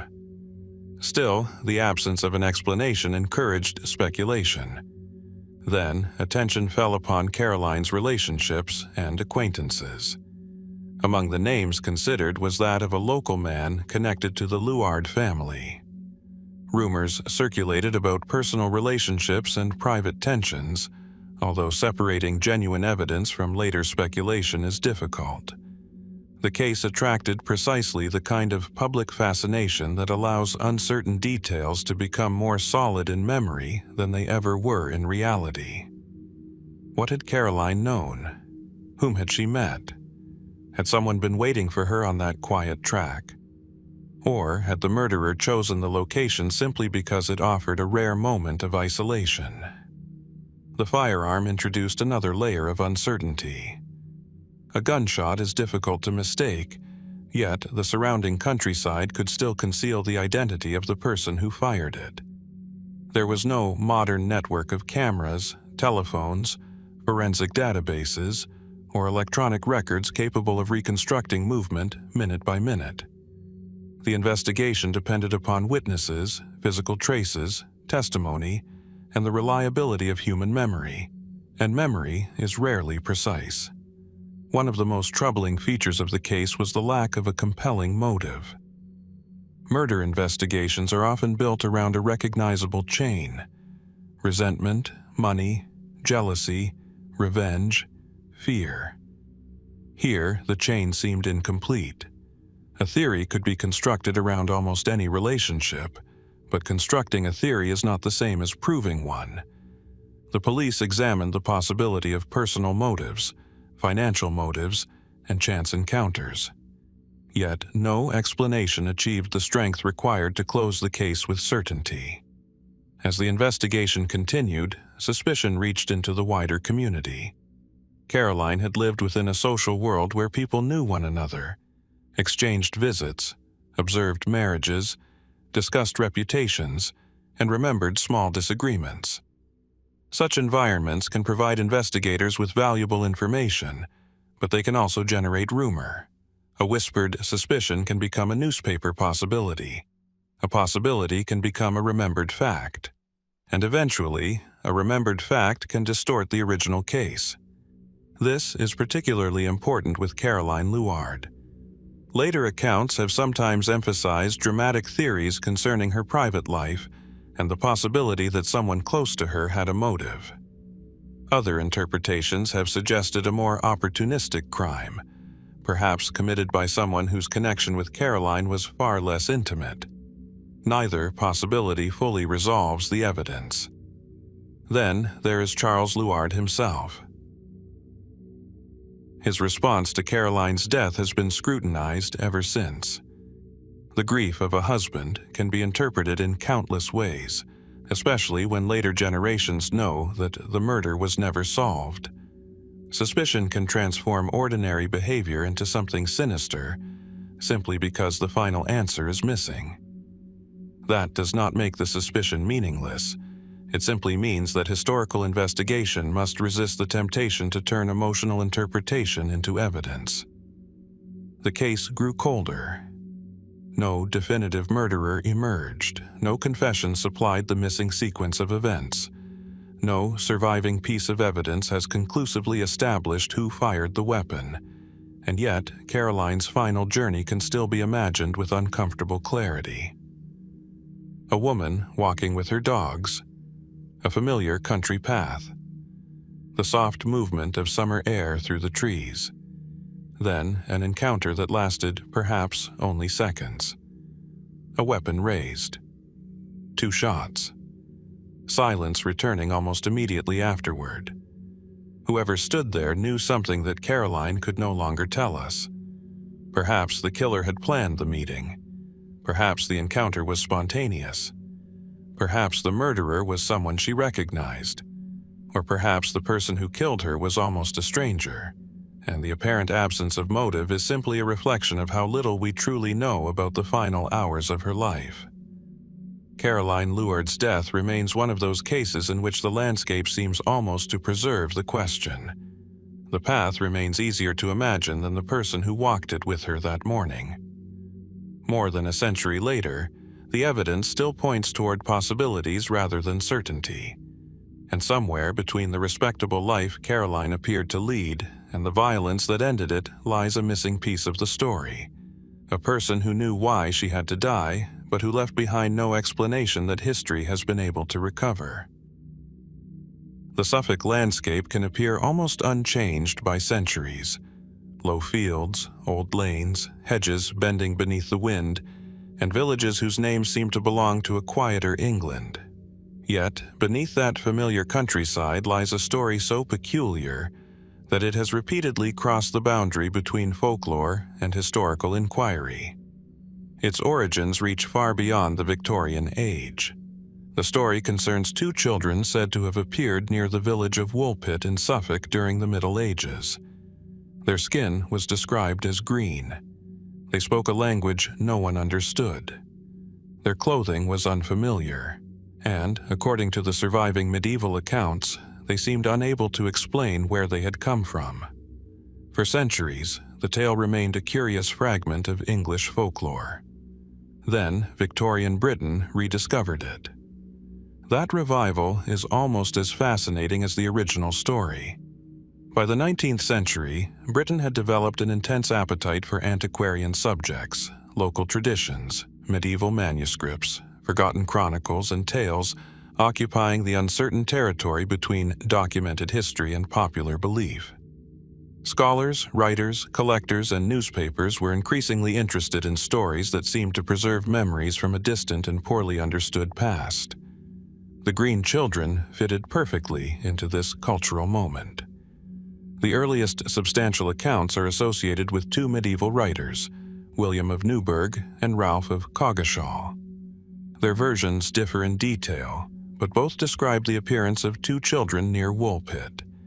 Their skin had a greenish coloration, their speech was incomprehensible, and they seemed profoundly unfamiliar with the world around them. The children were eventually taken into the care of local people. They were offered food. At first, they refused almost everything. Then they discovered beans. According to the story, the children eagerly consumed them, gradually becoming accustomed to other foods. Their skin eventually lost its green coloration, and they began to speak English. The boy died. The girl survived. And it was through her that the strange story supposedly became a story of origin. She claimed that she and her brother had come from a place where the light was dim, and everything seemed to possess a greenish hue. The people there were said to have lived differently from those around Woolpit. It is precisely here that interpretation begins to divide. A conventional explanation proposes that the children may have been suffering from severe malnutrition. Chlorosis, historically associated with iron deficiency, could produce a pale or greenish appearance, particularly in descriptions filtered through medieval language. Their unfamiliar speech might have been a local dialect or foreign language misunderstood by witnesses. Another possibility is accidental displacement. The children could have become separated from their family and wandered into unfamiliar territory, their clothing and speech appearing extraordinary because they came from a distant community. The tale may also contain layers of folklore that accumulated around a genuine event, but the Victorian revival added another dimension. As interest in folklore intensified, the green children ceased to be merely a medieval curiosity. They became an object of speculation. Some Victorian writers approached the story as evidence of forgotten migrations, isolated communities, or unusual historical circumstances. Others were attracted to the possibility that the children represented something more difficult to categorize. Their supposed homeland became especially intriguing. Where was the place they described? Was it a distorted memory of another region? Could the story preserve an encounter with people from a culturally isolated community? Or was the entire episode a symbolic tale, transformed through centuries of oral tradition? Later, interpretations became increasingly imaginative. Some connected the children with subterranean worlds, parallel realms, or an alternative civilization hidden somewhere beyond ordinary geography. These theories are not supported by reliable historical evidence, but their persistence reveals something important about the story's unusual power. The green children occupy an uncomfortable position. They are too strange to fit easily into ordinary biography, yet too firmly embedded in medieval written tradition to dismiss simply as a modern invention. The Victorian fascination with them was partly driven by the era's broader interest in unexplored places and unanswered questions. This was a period when maps were being revised, archaeological discoveries were challenging assumptions about antiquity, and scholars were discovering how much of the past had vanished without leaving clear explanations. A story about children emerging from an unknown world therefore carried a particular appeal. It suggested that history might contain hidden populations, forgotten languages, and episodes erased from conventional memory. But there is another way to read the Victorian revival. Perhaps the 19th century did not rediscover the green children because the story had suddenly become more believable. Perhaps it rediscovered them because Victorian society had developed a new fascination with uncertainty itself. The tale offered no convenient ending. The girl reportedly adapted to her new surroundings, eventually being baptized and living among the people of Woolpit. Some later traditions even attempt to trace her adult life. Yet the central question remains untouched. Where had she and her brother actually come from? If the account reflects a genuine historical event, what circumstances could have produced such a bizarre encounter? Could malnutrition, linguistic isolation, and childhood confusion explain the entire episode? Could a small migration from an unfamiliar region have been transformed into a supernatural narrative? Or did the medieval writers themselves reshape an ordinary event into something more memorable? There is also the possibility that the story had deeper folkloric roots, with the green coloration functioning symbolically rather than literally. Green has long carried associations with forests, the other world, fertility, youth, and unfamiliar landscapes in European storytelling. Yet, even that interpretation leaves something unresolved. Why 2 children? Why beans? Why the peculiar description of their homeland? Why did the story survive when so many medieval anecdotes disappeared? The Victorian revival did not answer those questions. It multiplied them, as antiquarians copied, discussed, translated, and reinterpreted the tale. The Green Children acquired a second life, one no longer confined to medieval Suffolk. Their story became part of a larger Victorian fascination with forgotten histories, strange encounters, and the possibility that the past contained things modern certainty had not yet learned how to explain. Perhaps the children were real, remembered through a mixture of observation and folklore. Perhaps their story preserves the distorted outline of an event whose original meaning has been lost. Or perhaps the green skin, strange language, and distant homeland belonged to a symbolic narrative long before Victorian readers ever encountered it. Whatever the truth, the most intriguing part may be the silence surrounding the girl after she entered ordinary society. Her supposed arrival was remembered. Her brother's death was remembered. Her mysterious homeland was remembered. But the world she came from remained beyond the reach of anyone who could verify it. And so, the Victorian revival left the old question standing almost untouched. Was the Green Children legend preserving a fragment of history that no longer makes sense to us? Or were generations of storytellers simply giving an old mystery a face, a color, and a place beyond the edge of the known world? The Suffolk countryside seems almost untouched by time. Quiet fields, narrow lanes, hedgerows, and villages carrying names rooted in medieval England. Yet, beneath this familiar landscape lies one of the strangest stories to emerge from the Middle Ages, the tale of the Green Children of Woolpit. According to medieval accounts, 2 children appeared near Woolpit with greenish skin, unfamiliar clothing, and a language no one understood. They seemed unable to explain where they had come from. Their story eventually entered the writings of William of Newburgh and Ralph of Coggeshall, whose versions differ but share the same unsettling details. The children were taken into local care and initially refused most food. Then they discovered beans, which they eagerly ate. Gradually, they became accustomed to other foods, and their unusual skin color reportedly faded. The boy died, while the girl survived and eventually learned English. Her account of their origin made the story even more mysterious. She supposedly described a homeland where the light was dim and everything possessed a greenish appearance. The people there lived differently from those around Woolpit. But where could such a place have been? A practical explanation suggests severe malnutrition. Iron deficiency, particularly conditions historically associated with chlorosis, could have altered the children's appearance. Their unfamiliar language might have been a distant dialect, while their clothing and behavior could simply have reflected a community unknown to the people of Suffolk. Another possibility is accidental displacement. The children may have become separated from their family and wandered into unfamiliar territory, transforming an ordinary tragedy into an extraordinary local story.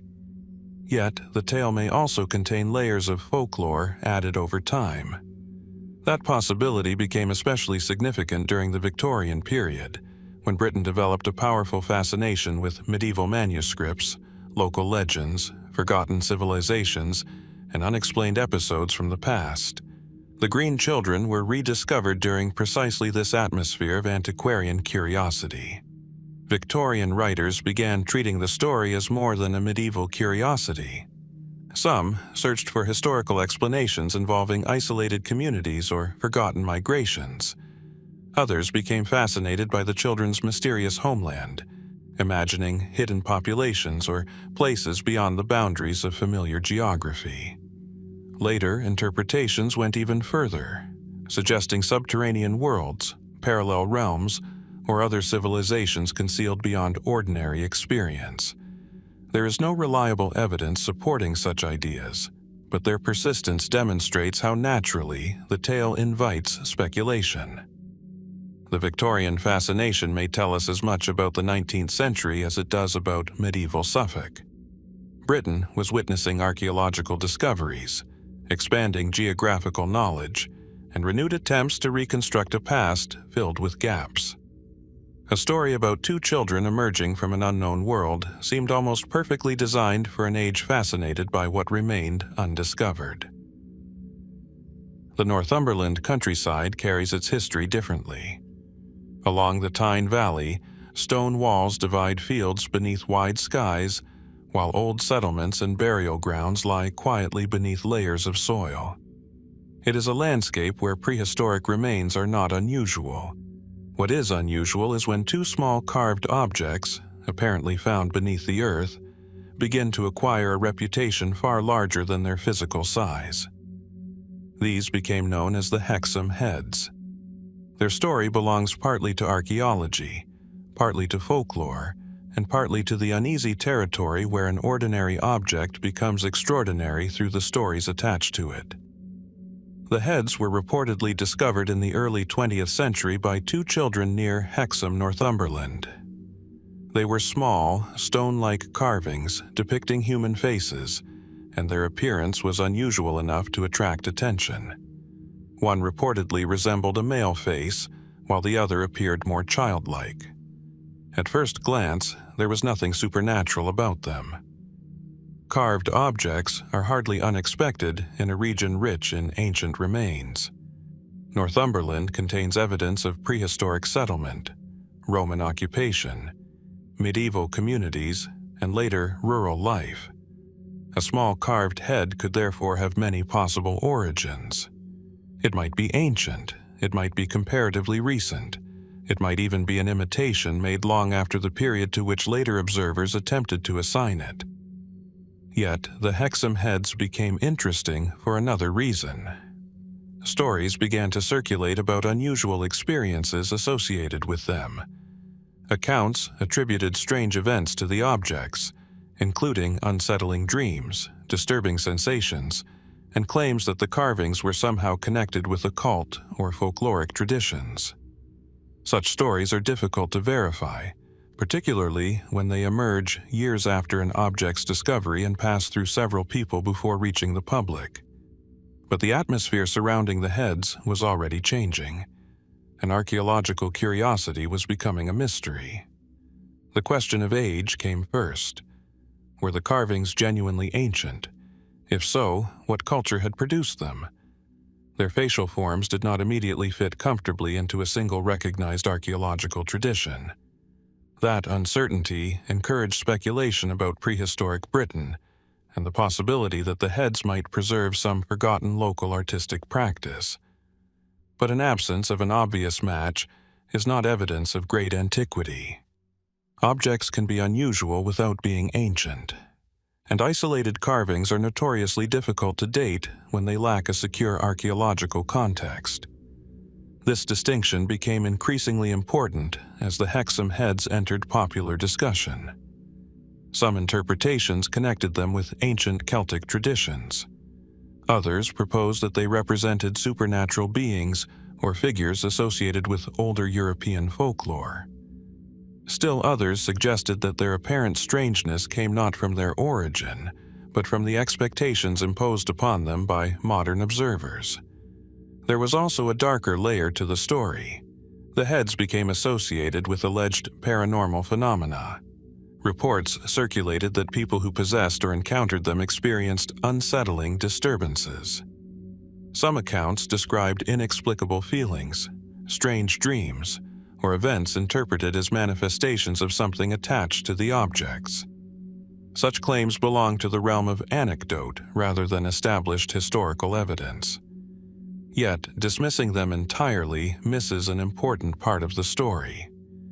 Folklore does not require an event to be demonstrably supernatural in order to become historically significant. What matters is that people believed something unusual had happened, and that belief changed the meaning of the object. A carved stone can remain simply a carved stone until someone tells a story about it. Then the object becomes a vessel for expectation. Every scratch becomes a clue. Every unusual dream becomes confirmation. Every coincidence acquires significance. The Hexham heads were particularly suited to this process because human faces possess an unusual psychological power. We instinctively search for expressions, intentions, and personalities in faces, even when those faces are carved, damaged, or abstract. A small stone face found underground can therefore feel strangely intimate. It seems to look back, and when its history is uncertain, the mind naturally begins supplying what the archaeological record cannot provide. The Victorian and Edwardian fascination with folklore created fertile ground for precisely this kind of interpretation. Britain was experiencing renewed interest in prehistoric monuments, local legends, fairy traditions, witchcraft, and surviving fragments of older belief systems. Scholars were collecting stories that had previously existed mainly through oral tradition.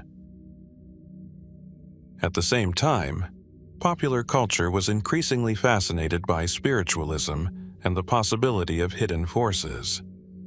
The boundary between antiquarian investigation and supernatural speculation could become surprisingly thin. The Hexham heads eventually entered that atmosphere. Some writers treated them as evidence of something ancient and forgotten. Others saw them as examples of modern folklore taking shape around an unexplained object. A more conventional interpretation suggests that the carvings may simply be modern creations, perhaps made by someone familiar with primitive or prehistoric artistic forms. If that were true, their extraordinary reputation would have emerged not from their physical age, but from the chain of stories that followed their discovery. That possibility raises an intriguing question. What if the real mystery is not what the heads were, but how they became what people believed them to be? An object does not need to possess supernatural properties to produce extraordinary reactions. Uncertainty itself can be powerful. The more incomplete the history, the more room there is for imagination. And the Hexham heads occupy precisely that space. Their archaeological provenance is uncertain. Their supposed antiquity has been debated. The paranormal stories surrounding them remain anecdotal. The folklore connections are suggestive rather than conclusive. Yet the fascination persists. Perhaps the heads originated in some forgotten local tradition. Perhaps they were made much later and eventually mistaken for something ancient. Perhaps the stories attached to them reveal more about 20th century attitudes toward folklore and the supernatural than they reveal about prehistoric Britain. Or perhaps an important piece of their history remains missing. Somewhere beneath the legends is a physical object, small enough to hold in one hand, bearing a face carved by an unknown maker. We can examine the stone. We can study its form. We can question its provenance. But the person who created that face is absent, and whatever intention guided the carving has not survived alongside it. That silence is where the Hexham heads remain most compelling, not as proof of an ancient curse or hidden force, but as a reminder that once an object loses its original context, history and imagination can begin writing upon the same surface. And perhaps the oldest mystery surrounding those two faces is still the simplest one. Who carved them? And what did those unknown hands intend us to see? The uncertainty surrounding the Hexham heads is precisely what has allowed their story to survive. Unlike an artifact discovered during a carefully recorded archaeological excavation, the carvings cannot easily be placed within a secure chronological sequence. Their physical form can be examined, but their original setting, purpose, and circumstances remain much harder to reconstruct. Modern scientific analysis could potentially answer some of these questions. Researchers might examine the stone itself, identify its geological composition, study microscopic traces left by carving tools, and investigate the degree of weathering on the surfaces. Such evidence could help determine whether the heads are genuinely ancient or considerably more recent. But even if their age were established, another mystery would remain. Why were the faces created? That question reaches beyond chemistry, geology, and chronology. An object can tell us how it was made without necessarily revealing what its maker intended. The surrounding landscape only deepens the ambiguity.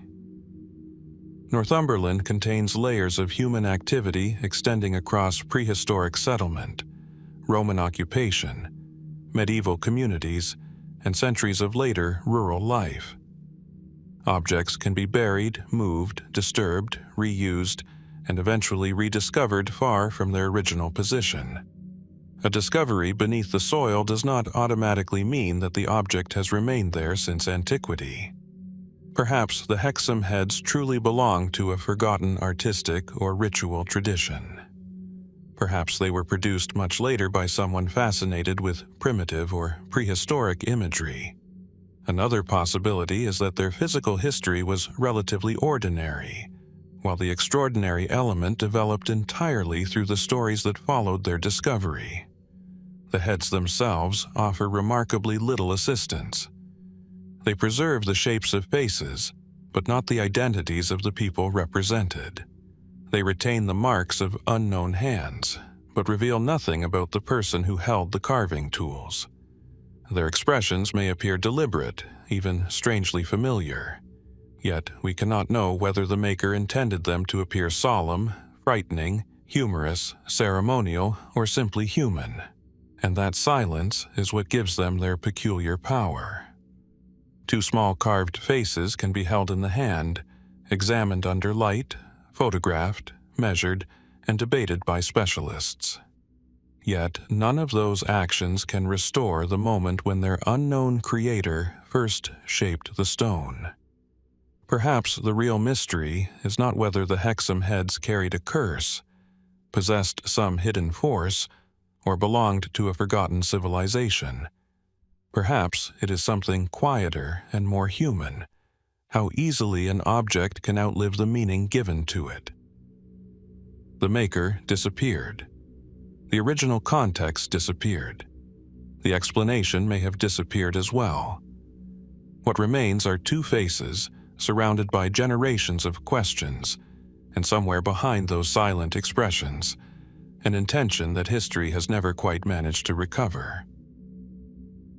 Long before the Carroll A. Deering was found stranded on the Carolina coast with its crew mysteriously absent, the sea had already developed its own catalogue of unanswered departures. Victorian newspapers were fascinated by vessels that emerged from the horizon without the people who had sailed them, ships whose decks preserved the evidence of ordinary life while somehow losing the lives themselves. There was something uniquely disturbing about an empty ship. A wreck could be explained by violence, weather, or mechanical failure. But a vessel discovered apparently intact, still carrying traces of its last voyage, created a different kind of uncertainty. The ship remained as physical evidence. Its crew became the missing evidence.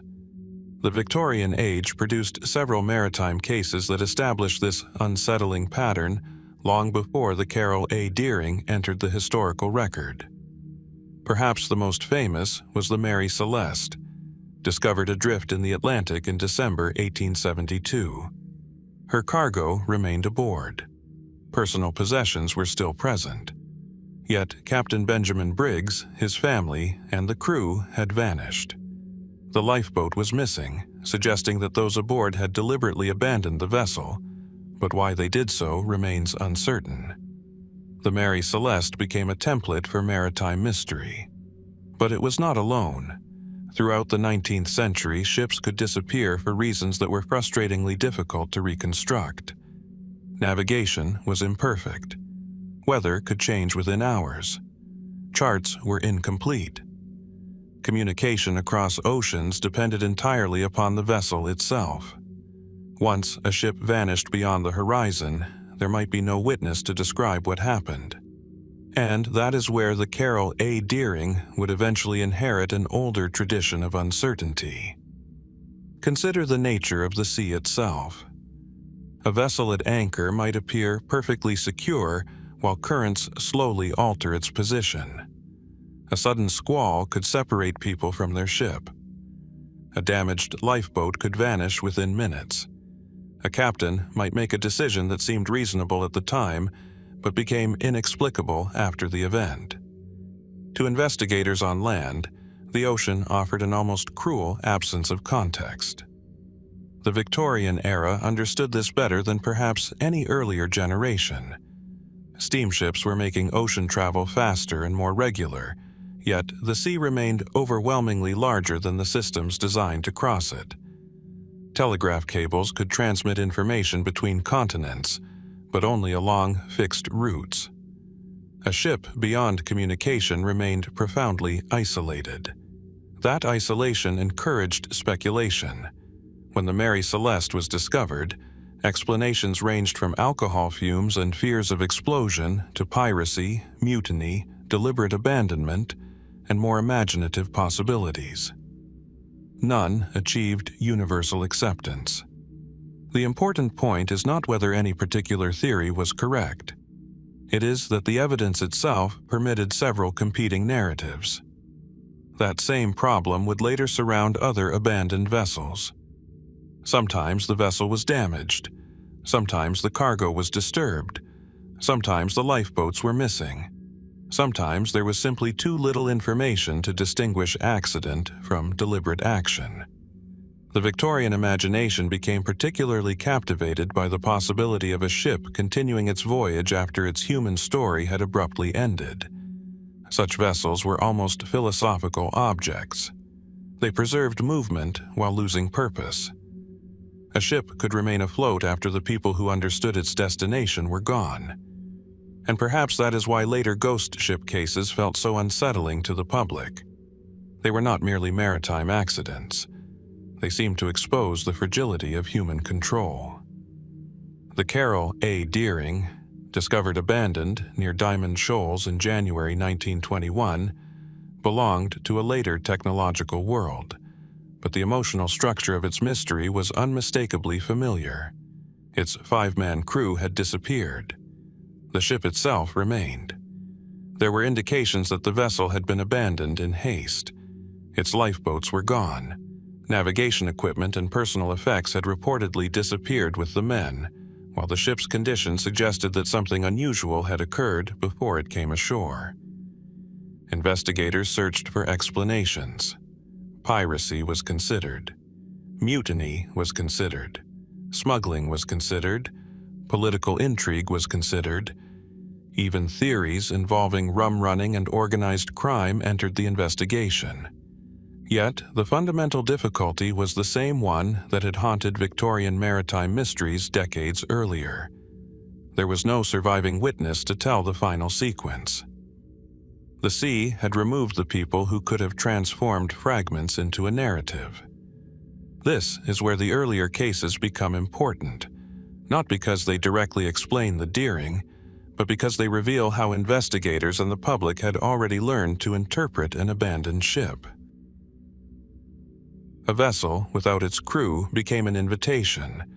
Every open hatch suggested a decision. Every missing object suggested an action. Every piece of equipment left behind became part of a reconstructed final scene. And where evidence ended, imagination waited. The Victorian press also established another tradition: the transformation of maritime uncertainty into enduring folklore. A ship discovered empty could be reported as an ordinary accident one day and become an unsolved mystery in later retellings. Details could shift subtly. Speculation could become attached to the original facts until separating the two required painstaking historical work. That distinction matters with the Carroll A. Deering. Its mystery did not emerge from nowhere. It arrived in a culture already fascinated by vanished crews, abandoned vessels, unexplained routes, and the possibility that the ocean could conceal an entire chain of events. Perhaps the most rational explanation for these cases lies in the hazards of 19th and early 20th century navigation: sudden weather, navigational mistakes, damaged equipment, poor visibility, unstable vessels, and decisions made under circumstances we can no longer recreate. But rational explanations cannot automatically account for every detail, and that is precisely what keeps these stories alive. A ship can be examined decades later. Its timbers can be measured, its cargo can be documented, its position can be reconstructed, but the moment when its crew made their final decision is often inaccessible. Somewhere between one ordinary minute and the next, the human story ends. The ship continues without it. Perhaps that is the true Victorian inheritance behind the Carroll A. Deering. Not a single forgotten theory, but a long cultural fascination with vessels that seem to preserve the outline of an event while withholding the event itself. The ocean keeps its own archive. It records no testimony. It preserves no confession, and when the last witness disappears beneath its surface, even the most carefully examined ship may offer only the remnants of a question, waiting, decades later, for someone to decide what those remnants mean.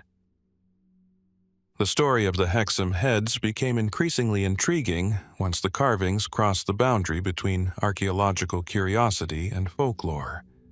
Their reported discovery lacked the secure archaeological context normally required to establish their true age and origin. There was no documented excavation layer, associated group of artifacts, or precise archaeological record capable of placing them confidently within a particular historical period. Their appearance naturally encouraged comparisons with prehistoric carvings. Yet, resemblance alone cannot establish antiquity. Human faces have been represented in countless cultures and periods, sometimes using remarkably similar forms. Perhaps the heads were genuine remnants of an ancient artistic tradition that survived without a clear parallel. Perhaps they were local folk carvings, or comparatively recent objects deliberately created to imitate something prehistoric. That uncertainty created the perfect conditions for speculation.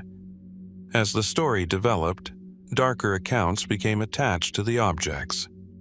Reports circulated of disturbing dreams, unusual sensations, unsettling experiences, and other events supposedly connected with the heads. Such stories are difficult to verify, particularly when they have passed through several people before being recorded. They belong to the realm of anecdote rather than established archaeological evidence. Yet, that does not make the stories irrelevant. Once an object acquires a mysterious reputation, human expectation can become extraordinarily powerful. A coincidence may suddenly appear meaningful. A disturbing dream can be interpreted as a warning. An unexplained sound or feeling can become another piece of evidence. With every retelling, the boundary between the original experience and the later interpretation becomes less distinct. This process may explain why the Hexham heads became more than simple carvings. Their uncertain origin created an empty space, and stories gradually filled it. Perhaps the heads were simply unusual objects whose original purpose had been forgotten. Perhaps they were modern carvings that happened to resemble prehistoric art.